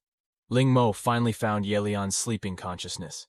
He then tried to use his power to connect his consciousness, but Yelian's consciousness rejected it, and Yelian's zombie started to rampage and beat Ling Mo's zombie. Ling Mo didn't expect Yelian to reject him. This was the first time this had happened, and Ling Mo thought that Yelian might still have some self-awareness. He thought this was interesting. He still could gain full consciousness. Thus he couldn't give up, even if his hope was small. Seeing Yelian's rampage, Ling Mo thought that if it wasn't for him, he wouldn't be like this. He must succeed this time. Ling Mo once again used his power. Gradually, Ling Mo's strength began to break through Yelian's resistance, and finally reached Yelian. Yelian finally stopped whining, and the exhausted Ling Mo finally managed to communicate with Yelian. Ling Mo asked Yelian to come back, but Yelian just kept quiet. Ling Mo thought Yelian might have wanted something from the zombie's brain. Yelian then grabbed Ling Mo's previous zombie brain and took out a gel. Yelian drooled at the gel, making Ling Mo think that Yelian shouldn't want to eat it. Although a bit hesitant, Ling Mo said if he wanted to eat it, then he could eat it. Because of that, Yelian then ate the gel. A moment later, Ling Mo also felt a very strange feeling. It feels very relaxing. He could also feel that Yelian also felt the same way and recharged his strength. Ling Mo also said that this gel was amazing. Ling Mo finally reunited with Yelian. He touched Yelian's cheek and said that he had let her go through so much pain. He then promises that he will soon find a way to cure her. Suddenly, Yelian pushed Ling Mo and was about to attack him. Because his spiritual connection was weak, Ling Mo thought that Yelian would kill him if it continued to weaken. He immediately strengthened his strength. Because of that, Ling Mo was almost killed by Yelian. After Yelian calmed down, Ling Mo asked him to go first to clean himself and choose some clothes. Ling Mo and Yelian arrived near a clothing store. Looking at the surroundings, Ling Mo counted 4 zombies hanging around. He then realized that Yelian had an extremely strong killing intent. He wondered if Yelian wanted to take the gel in the zombies' brains. Ling Mo also drew his knife and intended to move forward with Yelian. But Yelian charged first and attacked the zombies. Seeing that, Ling Mo trembled in fear because Yelian was so strong. If he didn't improve himself, Ling Mo was sure that he would soon lose control of Yelian. He even thought that he might be killed by Yelian. Even if he survived her, it would be like looking for a needle in the ocean to find Yelian again in a city this big. Ling Mo also joined the fight and kicked one zombie in the head and then stabbed the next one. The two of them started fighting together. The fight finally ended, and Ling Mo sighed in exhaustion. Seeing Yelian eating the gel made Ling Mo think that the gel seemed to have a function beyond his imagination. After Yelian absorbed all that gel, Ling Mo even felt that his physical quality had increased. And the most important thing, when he was fighting zombies, there was no fear in his mind. The anger within Yelian also affected him. They finally walked into a clothing store, and Ling Mo was confused about which clothes to choose. Seeing the panties that caught his attention, Ling Mo laughed and decided that they would be replaced later. They then headed to the bathroom, and Ling Mo said that it was time to take a shower. While undressing Yelian's clothes, Ling Mo convinced himself that he should calm down. Because how could he do that in a situation like this? Ling Mo woke up from his sleep and was relieved to see Yelian, who was fine. He thought that yesterday's gel seemed to have had some effect, as his spiritual connection was not cut off even when he was asleep. A moment later, Yelian's stomach was growling. Hearing that made Ling Mo wonder if these were the feelings Yelian wanted to convey to him. He also asked if Yelian was hungry. Because of that, Ling Mo and Yelian killed dozens of zombies in the downtown area, and Yelian ate all of those zombie gels. However, something was wrong with Yelian. He became so weak and lying on the ground that Yelian had to carry him to a nearby room. Ling Mo could feel this extraordinary power slowly changing himself and Yelian. This was very dangerous for Ling Mo because several times Yelian almost got out of his control. Therefore, Ling Mo had to keep trying hard to maintain this connection. Finally, Yelian woke up. Ling Mo asked how he felt now, but unfortunately, he had not returned to normal yet. Then he was shocked because Yelian's eyes turned black, making him look much more energetic than before. He believed that the mutation that occurred in Yelian's body was more akin to evolution. Yelian evolves by eating other zombies, but because this virus is complicated, Ling Mo feels that he has to be careful. While wiping Yelian's back, Ling Mo was sure no one would think of Yelian as a zombie anymore with his appearance. Originally, Yelian thought of hiding in the forest after finding Yelian, but if he did, Yelian could starve to death. Now the appearance of zombies that fill the city can make them grow. He then gathered all his equipment on the bed. Looking at his knife, he said that he couldn't use that kind of household knife due to its low durability. He then remembered Wang Lin's family of sword makers. He remembers that his family's knife shop is nearby. The girl is very beautiful. So many male neighbors like her. Ling Mo was sure it must be really hard for a fragile girl like her, even if she wasn't infected and survived. Hence, Ling Mo decided to go to the knife shop to pick up some good weapons. While Wang Lin was relaxing, he was awakened by someone coming.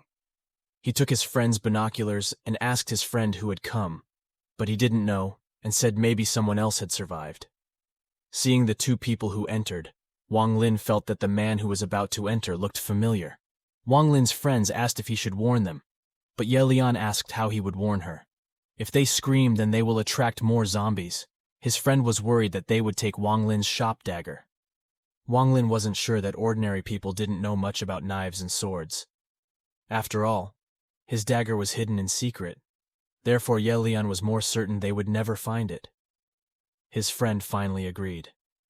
To even survive was great luck.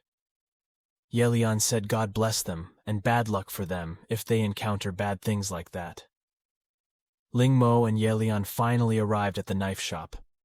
After arriving at the room he was headed for, when Ling Mo tried to open the door, it was locked from the inside.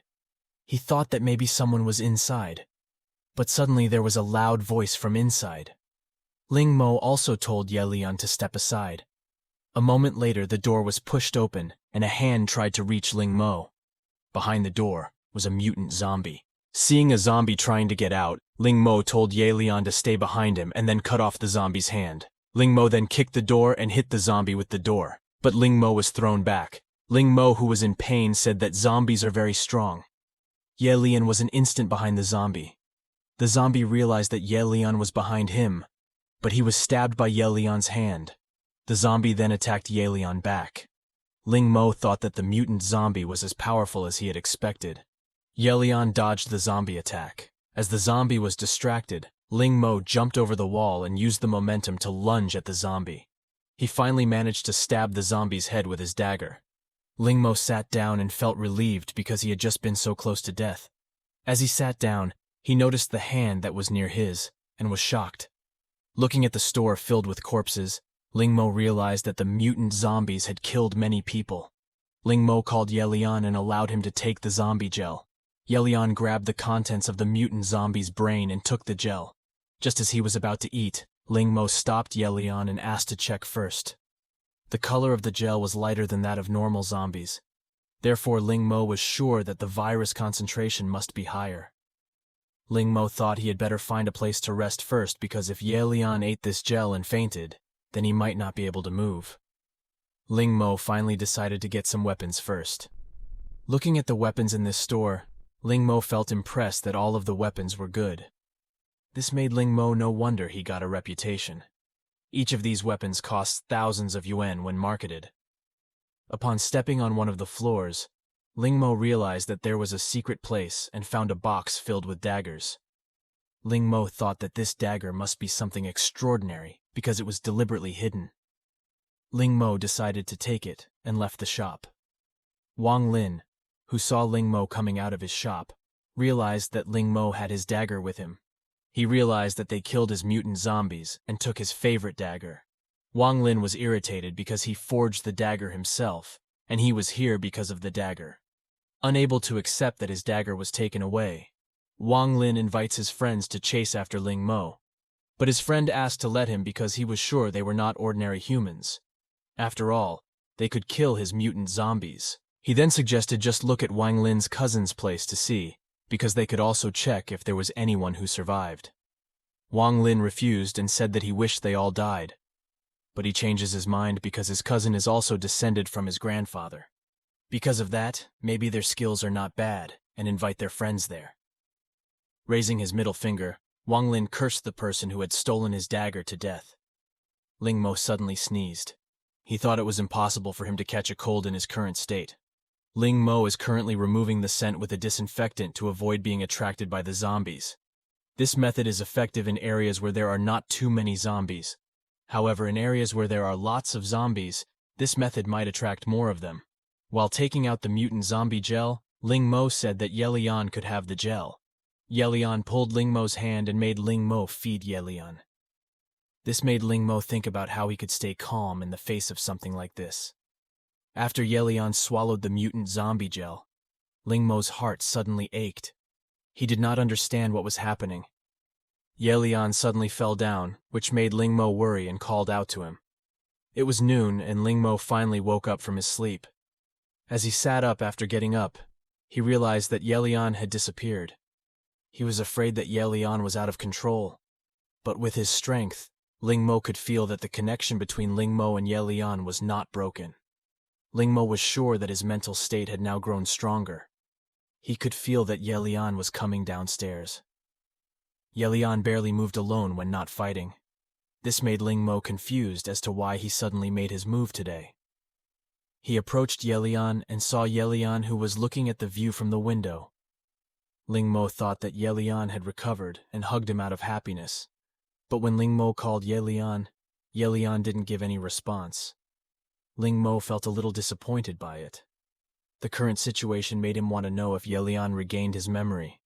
But right now it was all okay to him because Ye Lian had some emotional reactions, and he moved on his own.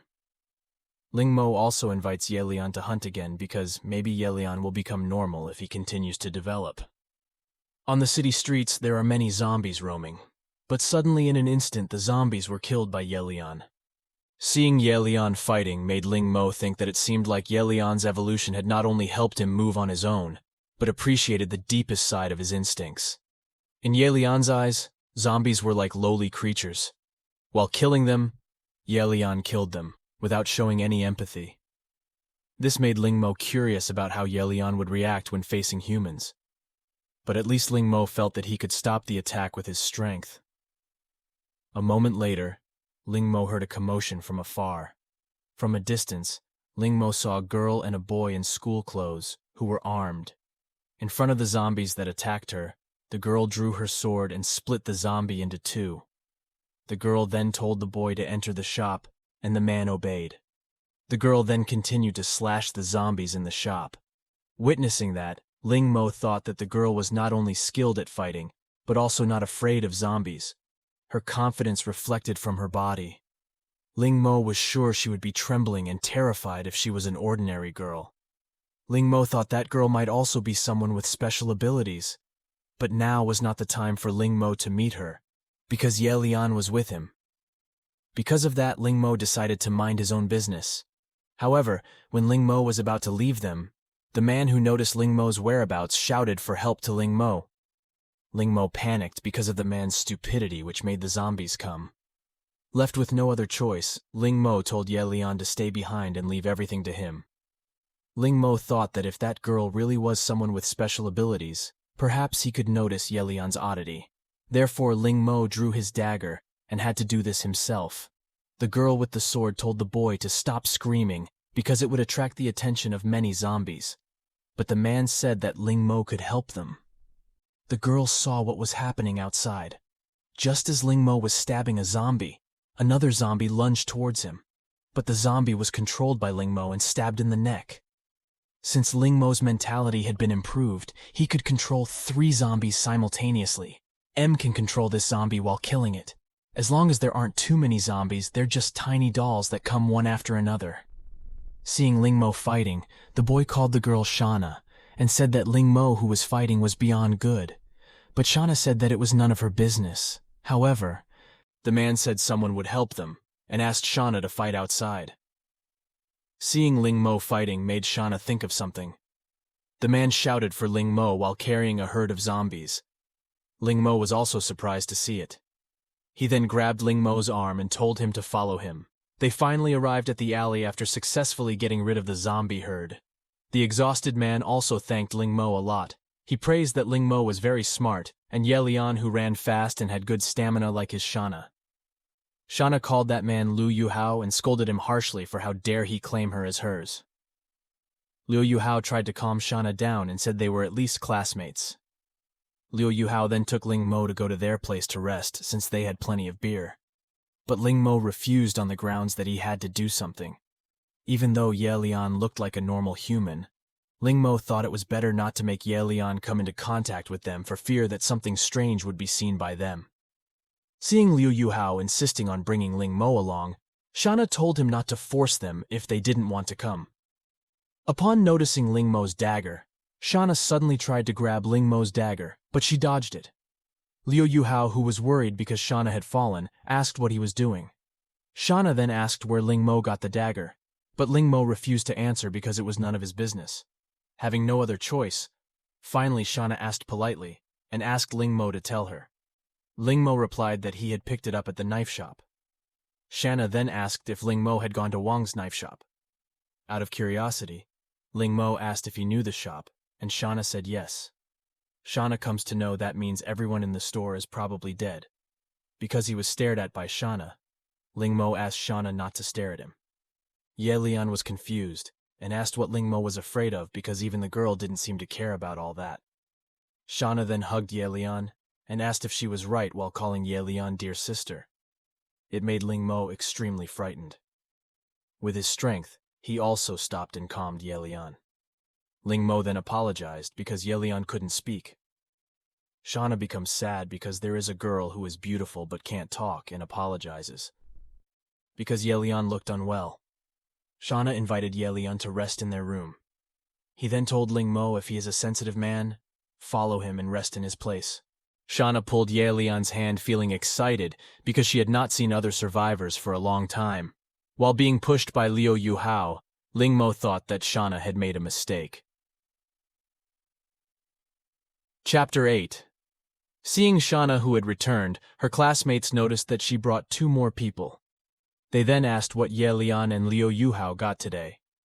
After putting down his bag, Liu Yuhao told him that he got a lot of stuff from the supermarket on the South Street. There's still plenty there, and they can get supplements after they finish eating what they got. After looking inside their house, Ling Mo realized that there were many people in their house.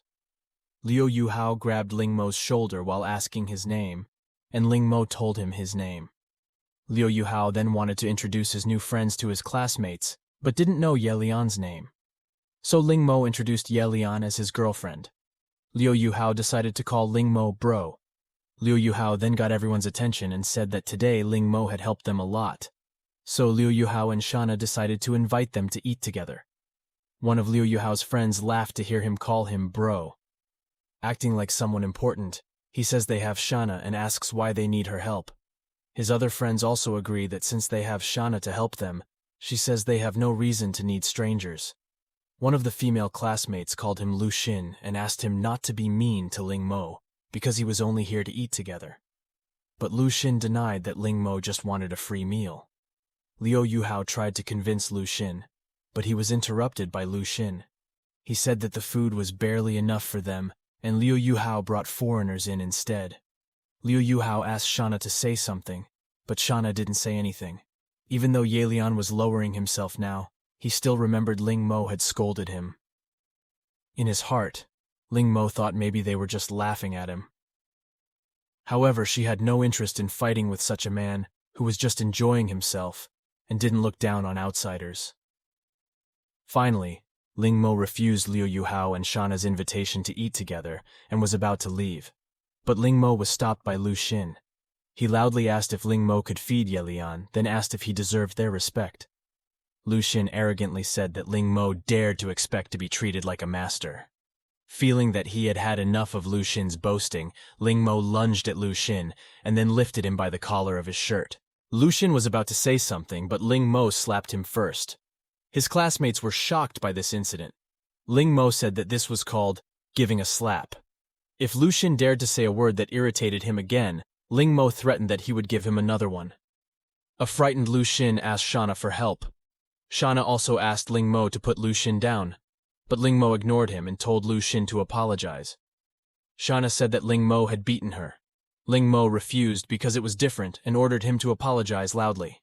The stubborn Lu Xin didn't want to apologize, so Ling Mo slapped Lu Xin on the other cheek. Shauna tells Lu Xin to apologize and admit her bad words. Lu Xin didn't understand why he was being blamed and why this had happened to him. He thought that he was doing this to save their food. However, no one defended him when he was beaten. Finally, Lu Xin also apologized. Since Lu Xin had already apologized, Ling Mo let go of Lu Xin's collar. Just as Ling Mo was about to leave, Liu Yuhao asked to wait and apologized, because he had never imagined something like that would happen. Out of curiosity, Ling Mo asked Liu Yuhao who they were and why they were relying on Liu Yuhao and Shauna to find food. He replied that they were classmates at the same boarding school. He explained that Lu Xin's family was a very wealthy family, so that's how it's always been. Out of all of them, Liu Yuhao said Shauna was the hottest and wished that Ling Mo could join them. Of course, Ling Mo refused because he didn't want to spend time feeding such a useless person. It was almost dark outside, so Shauna suggested staying here overnight for even though Ling Mo would get through it. Yelian thought Yelian would not be able to. Still, Ling Mo refused and said there must be a place in the city for him and Yelian to rest. Having no other choice, Shauna grabbed Ling Mo's hand and asked him not to leave. Seeing the troubled Shauna, Ling Mo asked what he wanted. Since Ling Mo seemed to be skilled in fighting and fearless, Yelian asked Ling Mo to help him. Ling Mo rejected him before Shanna could say anything. Ling Mo also asked Shanna to let go of his hand. Shanna didn't understand why Ling Mo didn't want to help, even though they were all survivors and he had some skills. Ling Mo let go of Shanna's tug and said that he would never help if so many worthless people were involved. It was Shanna's choice to feed them, and Ling Mo remained silent about it. But if Shanna wanted Ling Mo to feed them, then the answer would be never. The misunderstood Shanna asked if Ling Mo would help if he finished dealing with them, but he never said that.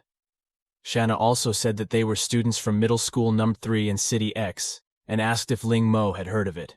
She says when they came out from school, they left some classmates there.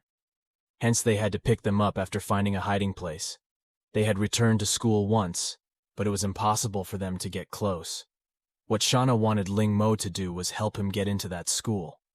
Ling Mo also asked what was the reward for that. Hearing that made them surprised. Of course, Ling Mo didn't want to work for nothing. The panicked Liu Yuhao felt that the world was very cruel because there were people who would not help when disasters came. Hearing that, Ling Mo said that it depends on the type of disaster. After all, order and morals in this world no longer exist. Shanna understood that the request was very reasonable, but the dagger that Ling Mo had was forged by Shanna's cousin, Wang Lin. Ling Mo felt that Wang Lin was extremely skilled and extraordinary because such a small and thin girl could forge swords and blades. Yelian explained that the two of them learned forging from their grandfather. Although his skill is not as good as Shanna's, his dagger is still great. He says that this is some kind of prepayment. That was the deal, Shanna added.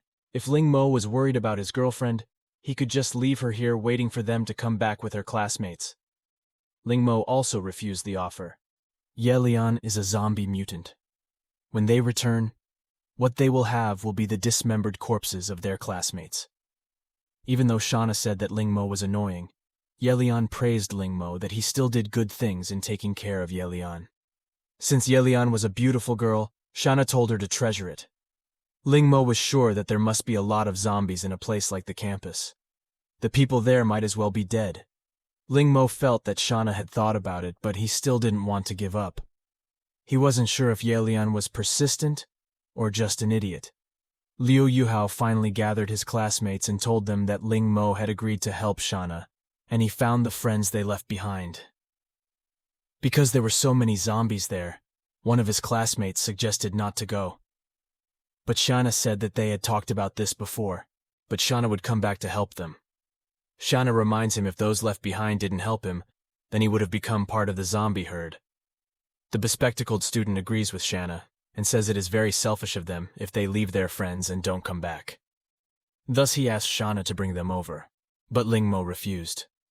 They had no fighting skills. Besides, they were numerous and would be easy targets for the zombies. Yelian asked Ling Mo to let them go, and said that he didn't need to worry about their lives because all Ling Mo had to do was help them when they were in a crisis. Finally, Ling Mo agreed. The students who didn't want to leave weren't sure what to do. The bespectacled student tried to convince Shanna not to worry. He believed that if they had guns, they would do their best to protect themselves and not burden him. Having reached an agreement, told them to go to their respective rooms and rest, because they will be out tomorrow morning. As Ling Mo was about to return to the room, he was stopped by Shanna and asked Yelian to come with him, because it was in Liu Yuhao and the other men's room. Ling Mo easily agreed to Yelian's request. Shanna didn't expect that Ling Mo would agree so easily. After entering his room, Ling Mo thought it was impossible for him to let Yelian be with them alone. Because of that, he also used his power to control Yelian. On Yelian's side, Shanna invited him to sleep with her because it was impossible to add a temporary mattress. After Yelian sat down on the bed, Shanna asked if she didn't take off her clothes before going to sleep. Thinking that Yelian was embarrassed, Shanna then rode Yelian and asked to let her help Yelian undress. Yelian also caught Shanna, who was trying to open her clothes, so Shanna thought that Yelian didn't want others to help her undress. Of course, Ling Mo prevented Yelian because Yelian's body temperature was very low. Because Yelian refused to be helped undressed, Shanna also asked Yelian to help her take off her clothes and made Yelian's hands touch Shanna's breasts. Witnessing that made Ling Mo think that playing in the girls' room was really dirty. But since Yelian himself had asked to do it, Ling Mo also intended to grant it. Controlling Yelian with her strength, Yelian pushed Yelian down and started to undress Shauna. The embarrassed Shauna felt strange. It was obvious that Yelian was a woman, but somehow Shauna felt like she was being stared at by a man.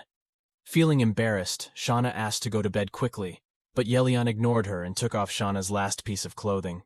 A terrified Shauna vows never to be naughty again. Inside, Ling Mo was laughing too, because Shauna was like a little girl who was too naive and too young to tease him. Feeling that he had had enough, Ling Mo ordered Yelian to sleep. Shauna, who was embarrassed because her friends saw her, told them to sleep.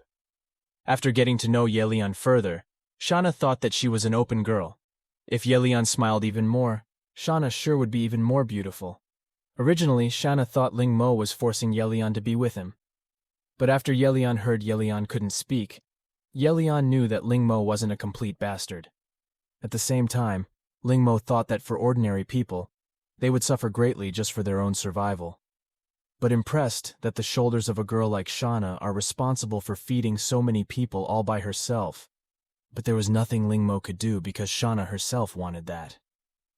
Morning finally arrived. Everyone gathered and distributed food as provisions. Lu Xin was irritated to see Ling Mo take the food without minding him. Hearing Lu Xin grumbling, the bespectacled student warned Lu Xin to be careful if you don't want to be beaten again. Lu Xin was even more annoyed because all his schoolmates were cowards. Out of curiosity, Ling Mo asked what weapons they all had. According to Liu Yuhao, apart from Shauna's katana, their best weapon was only a kitchen knife. Although it was disappointing, Ling Mo thought that it was better than not holding any weapons at all. Ling Mo said that anyone with a bit of courage could definitely fight back a little, because on top of that, the zombies only had an advantage in their numbers.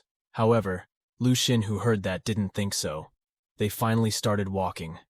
Shauna and Liu Yuhao led the way and killed the zombies since they were more experienced. Seeing that, Ling Mo thought that their cooperation was quite good. He was sure that if there was no one to burden them, the two of them could do much better on this Judgment Day. Ever since Yelian ate mutant zombie gel the last time, he seemed to have lost interest in ordinary zombie gel. Therefore, if Ling Mo wants Yelian to evolve, he is afraid that he will need more mutant zombie gel. On second thought, the last two mutant zombies appeared in a confined space, where there were a lot of people. Because of that, Ling Mo decided that he should go and see other crowded places like hospitals, schools, malls, and others. When they reach the school, Ling Mo plans to go alone without them because there might be some mutant zombies in the school. While Ling Mo was thinking, one of the students was pulled away by a zombie. Ling Mo rushed through to help him. Unfortunately, it was too late for that disciple to be saved. Ling Mo rushed to kill the zombie. A worried Shauna arrives and asks what happened to the student. Ling Mo told Shauna not to bother, because he was already dead. Shauna mourns the death of her friend. When asked what they should do, Shauna decided to keep moving. Seeing this situation, Ling Mo thought that although Yelian was being ridiculous, he was quite firm at a critical moment. Ling Mo then asked Yelian to follow Shauna. Seeing Shauna and Ling Mo leaving, Wang Cheng asked Lu Xin to follow them. But Lu Xin was angry because he didn't want to be dragged and blamed Wang Cheng. He blamed Wang Cheng because he made them follow Shauna, and someone is now dead. But Wang Cheng thought that they couldn't survive without Shauna and Liu Yuhao. What's more, since Ling Mo was hard on them, there was a possibility that Ling Mo would make Shauna do the same. Lu Xin also strongly denied that he was never afraid of Shauna and that bastard Ling Mo. To convince Lu Xin, Wang Cheng said the fewer people, the more everyone would benefit. Because of that, he suggested for Shauna to be happy, because she depended on him now. Shauna would never belong to Lu Xin, then or now. Moreover, Ling Mo was also untouched. Lu Xin, who was fed up with Wang Cheng, called him a hypocritical jerk traitor. He was sure that if all this didn't happen, Yelian would be his with some gifts from him, and that Ling Mo wasn't even worthy to be his maid. Seeing the number of zombies outside the school makes it difficult for them to enter the school. Because of that, Shauna plans to pull the zombies away. But seeing her friend's unwilling looks, Shauna had no choice but to distract the zombies herself and asked Ling Mo to take them. Ling Mo refuses and offers to pull the zombies up, much to Shauna's surprise. Ling Mo then told them all to hide until they could enter the school safely. Worried that Shauna offered to let him do it, but Ling Mo refused. Liu Yuhao was moved by Ling Mo's bravery and thanked him for helping them. Actually, Ling Mo just didn't want to stay and became their caretaker. Besides, if it was just going to attract the zombies, Shauna's chance of returning was not clear. He might even mess it up, which is why it was better for him to finish it himself. Ye Lian finally agreed and told the others to hide. Before they hid, Shauna asked Ling Mo to be careful. Then Ling Mo said that they only have 5 minutes to find a place to hide, because there will be a zombie party here soon. Ling Mo entered the cell phone shop and controlled the 3 zombies in the shop. With Ye Lian under his control, the current Ling Mo could only control the other 3 ordinary zombies. But for now, it was enough for him. Ling Mo made the zombies carry a lot of cell phones at maximum volume. After his zombie was ready, he sent the zombie out while playing music loudly. Due to the loud music from Ling Mo's zombie cell phone, all the zombies in the area ran around Ling Mo's zombies. Hearing the loud music made Shauna think that Ling Mo was baiting the zombies by sacrificing himself. Thanks to the opportunity given by Ling Mo, Shauna ordered her friends to leave as soon as possible. Seeing the hospital full of zombies made Shauna feel worried for Ling Mo and Ye Lian's safety. But Ling Mo appeared from the other side and told Shauna to hurry up, as that was all he could do. Several zombies who noticed Ling Mo's presence tried to chase after them. Ling Mo also told Shauna to find shelter, because he could not fight with these zombies in a wide and open area. After finding the ideal spot, they entered the building where Ling Mo ordered to kill those zombies. Because of the entrance of the building, they could fight more easily. Meanwhile, Shauna's classmates just stood there terrified. Lu Xun asked what they should do, but Wang Cheng himself didn't know either. As they just stood there in fear, a zombie appeared from behind them, sending them running in terror. The frightened student was suddenly pushed from behind. He was shocked when he saw Wang Cheng, who was pushing him from behind. He could only scream for help when bitten by a zombie. Elsewhere, a female student was trembling in fear in the face of a zombie. When the zombie lunged at the girl, Ye Lian grabbed the girl's knife and helped her. The girl who was helped by Ye Lian also felt fascinated by Ye Lian. Seeing this incident made Shauna impressed with Ye Lian. 1 minute ago, Ling Mo killed ordinary zombies easily, but suddenly he felt exhausted as he had almost reached his limits. Thus he ordered the others to retreat a bit slowly. A moment later, there was a sound of shouting that diverted Liu Yuhao's attention. Ling Mo scolded him to take care of himself first. Left with no other choice, Ling Mo ordered Ye Lian to kill the 2 zombies that were attacking the disciples. Ye Lian immediately ran over and killed the zombies that were attacking the disciples. The fight is finally over. The extremely exhausted Liu Yuhao thought he was dead. Shauna noticed that 2 people had disappeared, but Liu Yuhao said that he saw 2 people go upstairs during the fight. Thus, Shauna intended to go upstairs and check, but she was stopped by Ling Mo. He was sure that they must have died. There are zombies on the 1st floor, so there must be zombies on the other floors as well. Not long after, there was a scream that scared the other students. This incident made Shauna feel guilty. So far, 4 people have died. Ling Mo also tried to comfort Shauna by saying that it was not his fault. After all, things would be worse if Shauna left them. Seeing Ling Mo and Ye Lian made Shauna think that apart from Ling Mo being strong, even Ye Lian was also quite strong. Due to the death of his friends, one of his classmates blamed Wang Cheng. He said that all of them wouldn't be here if it wasn't for Wang Cheng. He then tried to kill Wang Cheng, but his knife was stripped by Shauna. Liu Yuhao punched him to stop his classmate's madness. When the incident happened, noticed Wang Cheng's extremely annoyed expression. Liu Yuhao tried to scold his classmate for trying to kill his friend, but Wang Cheng stopped him and said he was fine. He asked to let him go because he knew his friend was very nervous. Since the problem was over, Shauna asked them to leave immediately. Ling Mo could see that Wang Cheng was wearing a mask in front of his classmates. Noticing Ling Mo staring at him, Wang Cheng asked why Ling Mo saw him like that, but he ignored him and asked him to leave immediately. Elsewhere, in a supermarket to be more precise, there is a large mutant zombie that kills other ordinary zombies to eat their gel. But feeling that it wasn't enough, the mutant zombie roared. Upon arriving at a supermarket, Liu Yuhao felt that no one was in here. Shauna asked Ling Mo to go deeper to search while they guarded the entrance.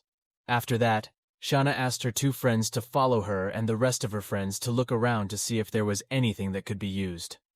While browsing the supermarket, Ling Mo could feel that his mentality had improved after the battle, and his sharpness had also increased a lot. Now he could remember clearly many small details, and because of that, he had a bad feeling every time. He felt that someone was spying on him ever since he entered the supermarket. Suddenly, Yelian realized something. Ling Mo could sense that Yelian wanted something. He was sure that the mutant zombie would attract Yelian's attention. A moment later, screams were heard. Ling Mo and Yelian rushed to the source of the sound. From the source of the sound, a huge mutant zombie tried to eat one of the students. Y1, who witnessed this, could only see his classmate asking for help while being eaten by a mutant zombie.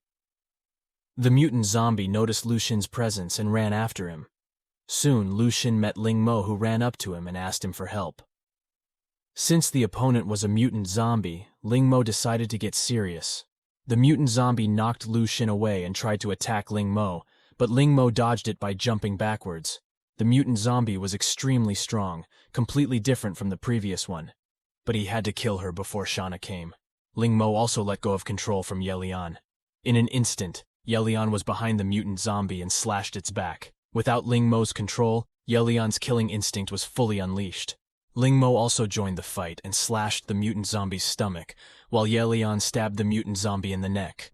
But even with such injuries, the mutant zombie roared in agony and counterattacked. In this situation, Ling Mo thought that he should find the mutant zombie's weakness because he was very strong. Ling Mo then got an idea and tried to control the mutant zombie with his strength. But Ling Mo felt extremely depressed. It was very difficult for him to control two mutant zombies at once.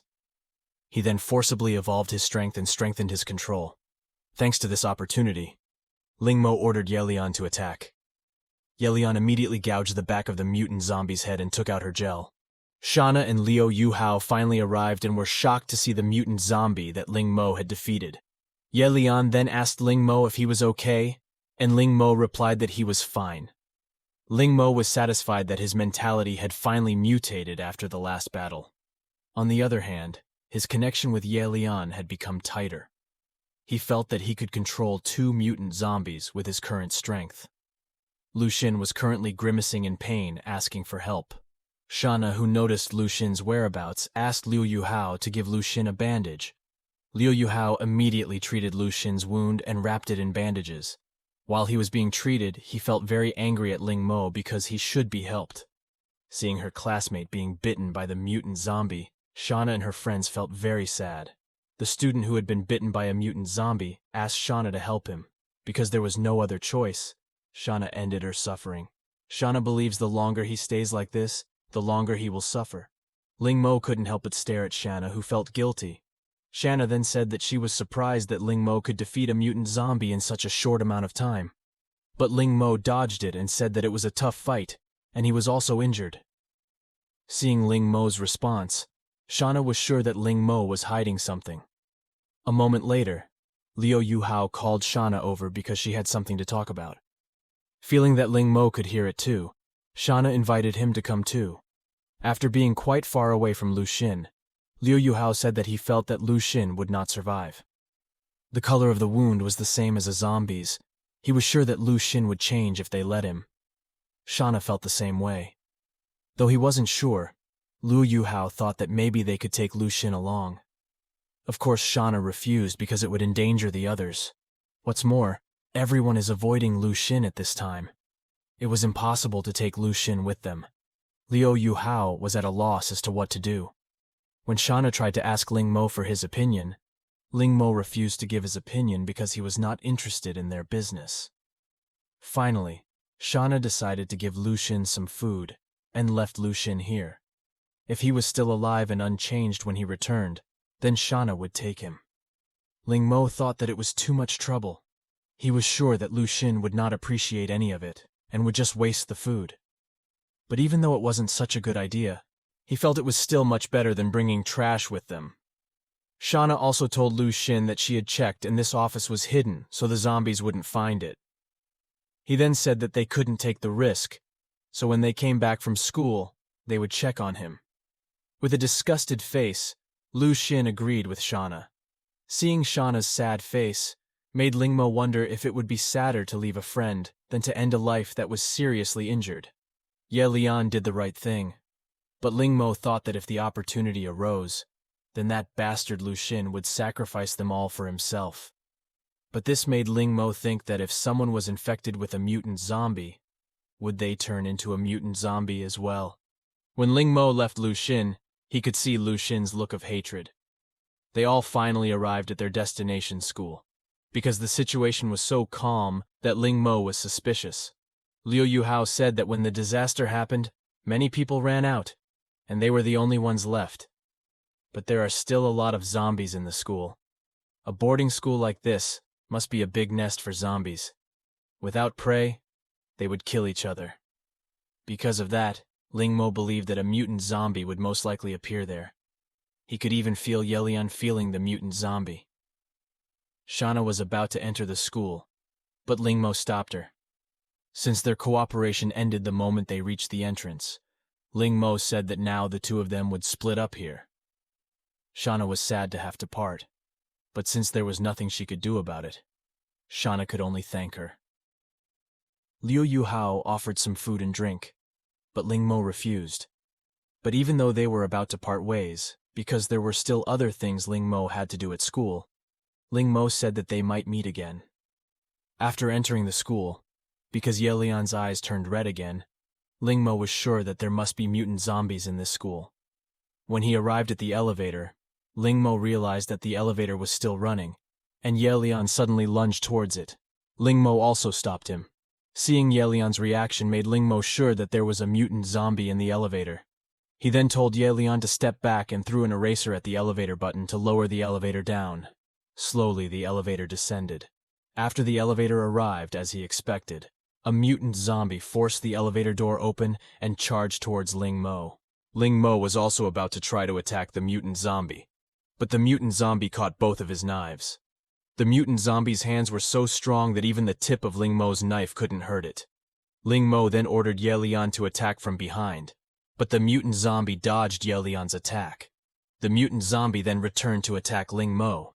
Even though Lingmo could still parry the attack, the knife was thrown away because the mutant zombie was too strong.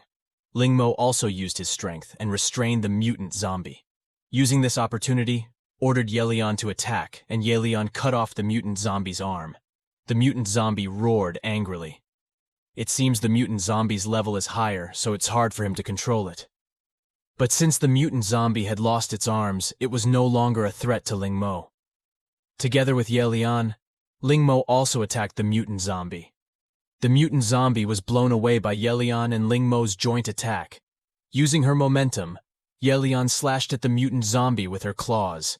Without any slack, Lingmo and Ye Lian attacked the mutant zombies. Lingmo then once again used his strength to restrain the mutant zombie. Without wasting the opportunity, Ye Lian finally finished off the mutant zombie. Lingmo felt a bit exhausted after that fight. Ye Lian took the mutant zombie gel and gave it to Lingmo. Seeing the gel made Lingmo wonder if it was a new gel. He felt that this gel seemed to be better than before. Ye Lian opened his mouth to feed Lingmo, but Lingmo said not now because it was too dangerous here. He kept the gel and rushed to find other mutant zombies here. Together with Ye Lian, Lingmo fights against various mutant zombies. Lingmo finally felt exhausted after all that fighting. The last gel he got was the usual color. So now he has 7 gels plus the gel just now. Apart from those 2 gels, the other gels seem to be of good quality based on their color. With this gel, Lingmo thought that Ye Lian might mutate again. As he controlled Ye Lian, he felt that there was no distance between them anymore. He felt like Ye Lian became a part of his body. According to Lingmo's estimation, he might be able to control 2 mutant zombies at one time using his current mentality. Lingmo's only weakness right now was his own physique. Lingmo was already tired from fighting since morning, but Ye Lian wasn't even tired at all. If his body was a bit stronger, Lingmo was confident that he could become strong now. Tired Lingmo asked Ye Lian to help him up, but suddenly the ribbon that tied her dress undone to reveal her cleavage. Seeing the scene before him, Ling Mo couldn't help but swallow hard and hold back. Shauna and her friends had almost arrived at the classroom they were headed for. Liu Yuhao and Wang Cheng weren't sure that the people who were left behind were still alive after so long. Since there was no food and drink, Wang Cheng was certain that they must have died. Shauna also replied that she had prepared for the worst, but since he had made a promise to them, he just wanted to fulfill it. They finally arrived at the room they were headed for. As they knocked on the door, a voice answered. They were also happy because the others were still alive. Upon hearing Shauna's voice, a teacher immediately opened the door. Seeing Teacher Wang's chaotic state, Liu Yuhao also asked what happened. Shauna started to feel suspicious of Teacher Wang. When they left, there were more than 20 students and teachers, but now only a few have survived. Teacher Wang tried to dodge it and said that it was just an accident. Shauna finally told Teacher Wang to step aside. Upon seeing the situation inside, Shauna was shocked. The scene in the room really looked like a painting of hell. In that room there are people who have gone mad and eat other humans. The curious Liu Yuhao also looked into the room, but the sight of such a disgusting sight made Liu Yuhao vomit. Teacher Wang was so happy that Shauna had arrived and asked for something to eat, as they had not eaten normal food for days. Anger flowed through Shauna like lava. He also kicked Master Wang's face because his anger could not be contained. Because Shauna kicked him, Wang's teacher was furious. This incident made Ye Lian think that Ling Mo was right. In this world without morals and order, they are just worms. Shauna tells him that she has her own hands and feet, but he chose to kill his own friends and eat them alive compared to looking outside. It is not a sin for the weak to seek shelter, but if he has no desire to make progress and takes it as a matter of course to eat his companions, then he will be even more dangerous than a zombie. Because of that, Shauna decided to leave them alone. Because they didn't accept that they would be left behind after waiting for so long, they started attacking Shauna. In an instant, Shauna beheaded one of them. Seeing the state of affairs in the classroom, Ling Mo felt strange. He was sure there should be a mutant zombie in that class. But since the abnormal state was gone, it meant that the mutant zombie was no longer there. Realizing the window was broken, he thought that the mutant zombie might have jumped from the window. Since there was nothing else to check here, Ling Mo decided to check in another building. At the same time, a voice called for help was heard. The voice that asked for help could only die under Shauna's sword. In the face of the rage-ridden Shauna, the cannibals could only get scared and run away. But their struggle was in vain, as Shauna quickly killed them. Seeing Shauna slowly approaching him, the last cannibal begged Shauna to let him go. He then prostrated himself while banging his head many times and begging not to kill him. He even promised to do whatever Shauna wanted. In the face of that pitiful cannibal, Shauna was certain she had heard the same words from others. From his friends he killed to eat. The cannibal tried to explain, but Shauna ignored him and decapitated him. The friends who came with Shauna finally arrived. They were shocked to see what happened. A worried Liu Yuhao walked over to Shauna and asked if she was okay, but Shauna didn't respond to Liu Yuhao, which scared her. Suddenly, one of them was killed from behind. They were surprised by the arrival of the mutant zombies and started to run away. Because Shauna was silent, the mutant zombie attacked Shauna. Liu Yuhao warned Shauna, but it was in vain. Wang Cheng panicked because he was sure he would die without Shauna. He also encouraged his friend to be sacrificed to the mutant zombie. The mutant zombie unhesitatingly bit the disciple's neck. Because she was splashed with her friend's blood, Shauna woke up and stabbed the mutant zombie in the back. Even though the battle was over, Wang Cheng trembled in fear because he had pushed their friend to death in front of the others. Because in the stare of Shauna, Wang Cheng tried to explain, but Shauna told him to be quiet and asked everyone to leave. As they tried to leave, they saw the figure of someone watching them. Realizing that Ling Mo wasn't around, that person decided to kill Shauna and her friends first, and then charged towards them. Shauna noticed someone's presence and saw Lu Xin attacking her, but it was too late for her to dodge. Ye Lian was also kicked by Lu Xin. Lu Xin, who had turned into a half-zombie, said that they finally met again in such a short time. He then stepped on Shauna's head and lifted her up. Just as Lu Xin was going to take Shauna, Liu Yuhao tried to stop her. But Lu Xin easily kicked Liu Yuhao and rendered him useless. Since his target wasn't Liu Yuhao, Lu Xun told Liu Yuhao to go and tell Ling Mo that he would be waiting for him in the men's dormitory. He threatens that if Ling Mo doesn't show up, he will kill Shana. Liu Yuhao tried to stop Lu Xun by shouting at him, but was ignored. Wang Cheng stopped Liu Yuhao because if he kept screaming, the zombies would come. Shortly thereafter, zombies were seen coming after them. Wang Cheng started to panic because the zombies started arriving. Liu Yuhao also told him to run first and find Ling Mo. After escaping from the zombie herd, they managed to keep the zombies behind the door by barricading it. For the time being, Liu Yuhao was confident that they would be safe. The frantic Wang Cheng asked loudly what they should do next.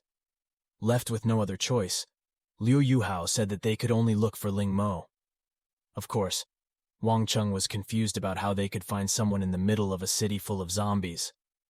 Not long after, the zombies started coming in through the window. Liu Yuhao lifted a nearby table. If they fought those zombies, Liu Yuhao was certain that they would die. Thus he told Wang Cheng to run at the signal. Liu Yuhao then threw the table at the zombies and gave a signal. They immediately ran towards the door and tried to move the table, blocking the door. But once they managed to open the door, behind the door, there are still zombies again. The zombie also tried to bite Liu Yuhao. He thought that his life was over.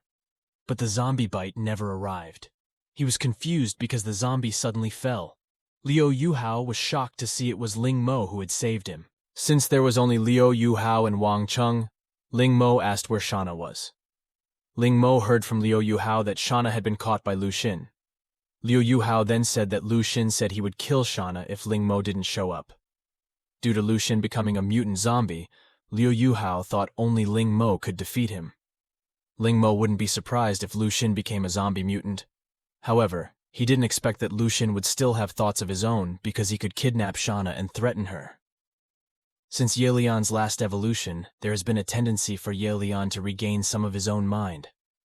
However, there have been no further changes since then. So if there was anything to be found from Lu Xun, Ling Mo thought it might help Ye Lian. Deciding to help them, Ling Mo also asked where Lu Xun was. Liu Yuhao was delighted and replied that they were currently in the men's dormitory. The excited Liu Yuhao said that he would bring Ling Mo over and told him to hurry because he was afraid that Shana would be in danger if they wasted any more time. Seeing Ling Mo and the others leaving, Wang Cheng decided to follow them. On the way, you can see a group of zombies eating the corpses of other zombies. Among the zombies, there is also a mutant zombie. After eating the mutant zombie evolved and grew stronger and then roared. Seeing the situation before him, Wang Cheng advised Ling Mo to find a detour. Because hungry zombies got evolution after eating other zombies, Ling Mo thought that on this road there would be more mutant zombies. Noticing the existence of Ling Mo and the others, those zombies started running towards them. Ling Mo also signaled to Ye Lian. Seeing the zombies running towards him, Wang Cheng only cowered in fear. Ling Mo threw his dagger and stabbed one of the zombies in the head. He then took the dagger from the zombie's head and slashed the next zombie's neck quickly. Seeing Ling Mo's prowess, Liu Yuhao was sure that Shana would be fine with Ling Mo around them. But Wang Cheng felt something was wrong because his mutant zombie disappeared. Not long after, the mutant zombie jumped from the top of the tree and attacked Ling Mo from above. But Ye Lian, who was on standby, kicked the mutant zombie's head against a tree. Witnessing this fight made Liu Yuhao even more certain that with Ling Mo and Shana, Lu Xun would be rewarded. Since the battle was over, Ling Mo asked to leave immediately. They finally arrived at school. Liu Yuhao was about to lead them to the men's dormitory, but Ling Mo noticed some fresh blood. Liu Yuhao was sure that it was Lu Xun's blood, because he was covered in blood all over his body. Ling Mo hoped that it wasn't Shana's blood. By following the bloodstains, he could find them. While following the bloodstains, Liu Yuhao scolded Wang Cheng, who was slowed down due to fatigue, to walk faster. They had finally arrived at the men's dormitory. On the other side of the hall, Lu Xun was waiting. Ling Mo was disgusted by Lu Xun's existence. Seeing Ling Mo who had arrived, Lu Xun asked if his appearance was scary. He then blamed Ling Mo for all the bad luck that happened to him. Lu Xun blamed Ling Mo for all of this. Liu Yuhao finally arrived and asked where Lu Xun was. He was shocked when he saw Lu Xin's appearance and asked what happened to him. Lu Xin was really angry at Liu Yuhao. He was certain that if it wasn't for Liu Yuhao letting Ling Mo into his group, he would never be like this. Seeing Ling Mo's state made Ling Mo think. Usually people will turn into zombies after being infected. But Lu Xin's transformation seemed to be different from the others. It seemed his body was festering because he was infected with a high-purity mutant zombie type and couldn't hold it in. Lu Xin again blamed Ling Mo because Ling Mo was able to save him, but Ling Mo did nothing. Ling Mo also denied that he had no reason to take good care of Lu Xin. Ling Mo asked him to stop talking, and then asked where Shanna was. Lu Xin burst out laughing because Ling Mo had abandoned her and now came for revenge. If Ling Mo wants to see Shanna, Lu Xin demands Ling Mo to cut off the hand Ling Mo used to slap his face. Ye Lian was provoked and was about to attack Lu Xin, but she was stopped by Ling Mo. Liu Yuhao then asked Lu Xin to just cut off his hand. Because Ling Mo saved their lives earlier and they abandoned Lu Xin, Liu Yuhao volunteered to cut off his hand. Just as Liu Yuhao was about to cut off his own hand, he was stopped by Ling Mo. Ling Mo also told Liu Yuhao to step down. Liu Yuhao was worried about him, but Ling Mo assured Liu Yuhao that Lu Xin was not a threat to him. In an instant, Ling Mo appeared behind Lu Xin. Lu Xin was also very surprised.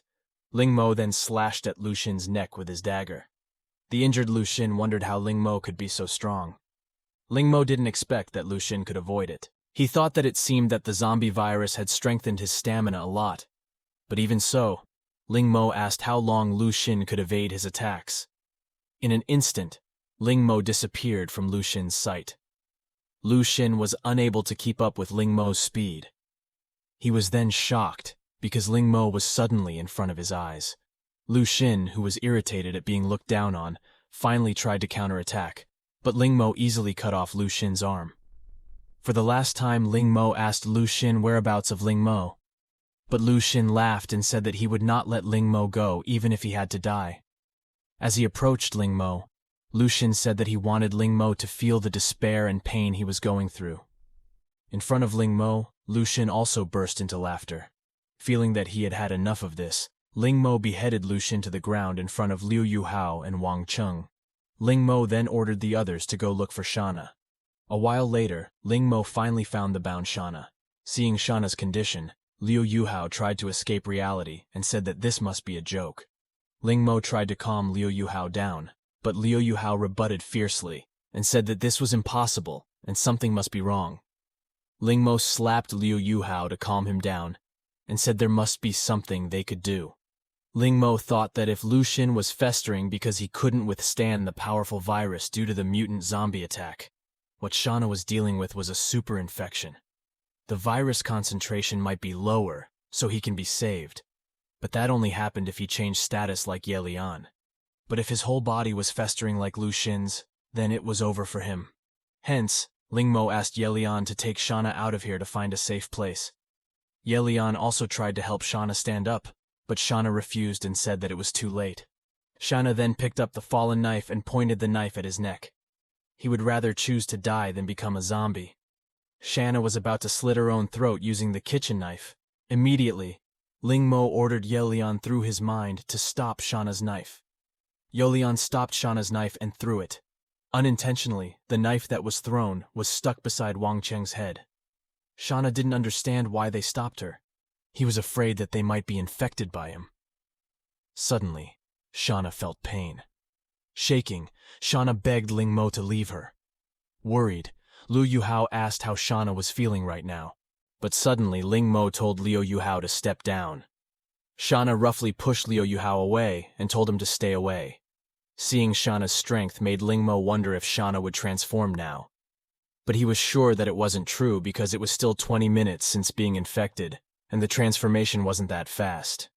With her condition getting worse, Shanna begged them to leave as she would lose consciousness. As he said, Shanna also lost consciousness. The frantic Liu Yuhao asked what they should do. He was afraid that Shanna would transform like Lu Xin. Ling Mo also snapped at Liu Yuhao to tell him to stop shouting because he was thinking.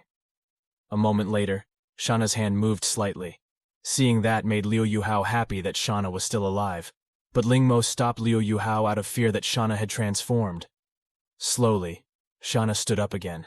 While staggering, Shauna asked to be given something. This made Ling Mo think that Shauna still had consciousness. Shaking, Shauna then hugged Ling Mo. At first, Yelian looked erotic, but suddenly Shauna became aggressive. Yelian also roughly stopped Shauna and then rode on her. Shauna still aggressively asked to be given something. Ling Mo then took out the zombie gel he had collected and asked what Yelian was. Seeing Ling Mo's gel made Shauna even more aggressive. This made Ling Mo think maybe Shauna's instinct was helping her to find something to resist her transformation. Due to the pain, Shauna felt as if her head was going to explode. Ling Mo was feeling pressured, and it would be too late if he kept waiting. Because of that, Ling Mo ordered Liu Yuhao and Wang Cheng to come out because Shauna could still be saved. Liu Yuhao hesitated, but Wang Cheng helped Ling Mo by convincing Liu Yuhao to listen to Ling Mo. They finally left the room. Hoping that this would help, Ling Mo took one of the gels and fed it to Shauna. Gradually, Shauna's facial expression began to improve. Ling Mo thought that this was working, but suddenly Shauna grabbed Ling Mo. Shauna, who was still dissatisfied, asked to be given again. Ling Mo hesitated. This gel contained high-purity viruses, so Ling Mo wasn't sure Shauna's body could withstand the effects of 2 gels. This made Ling Mo think that Shauna had started to mutate. Shauna suddenly had convulsions because of the pain and asked for the gel again. Because there was no other choice, Ling Mo also gave one more zombie gel. After swallowing the zombie gel, Shauna gradually lost consciousness and was caught by Yelian. A moment later, the panicked Wang Cheng suddenly entered the room and reported that there were so many zombies coming towards them. Hearing that, Ling Mo was sure that the zombies must be interested because they heard Shauna's noise. Ling Mo decided to leave now and told Yelian to look after Shauna while the others took their things and followed him.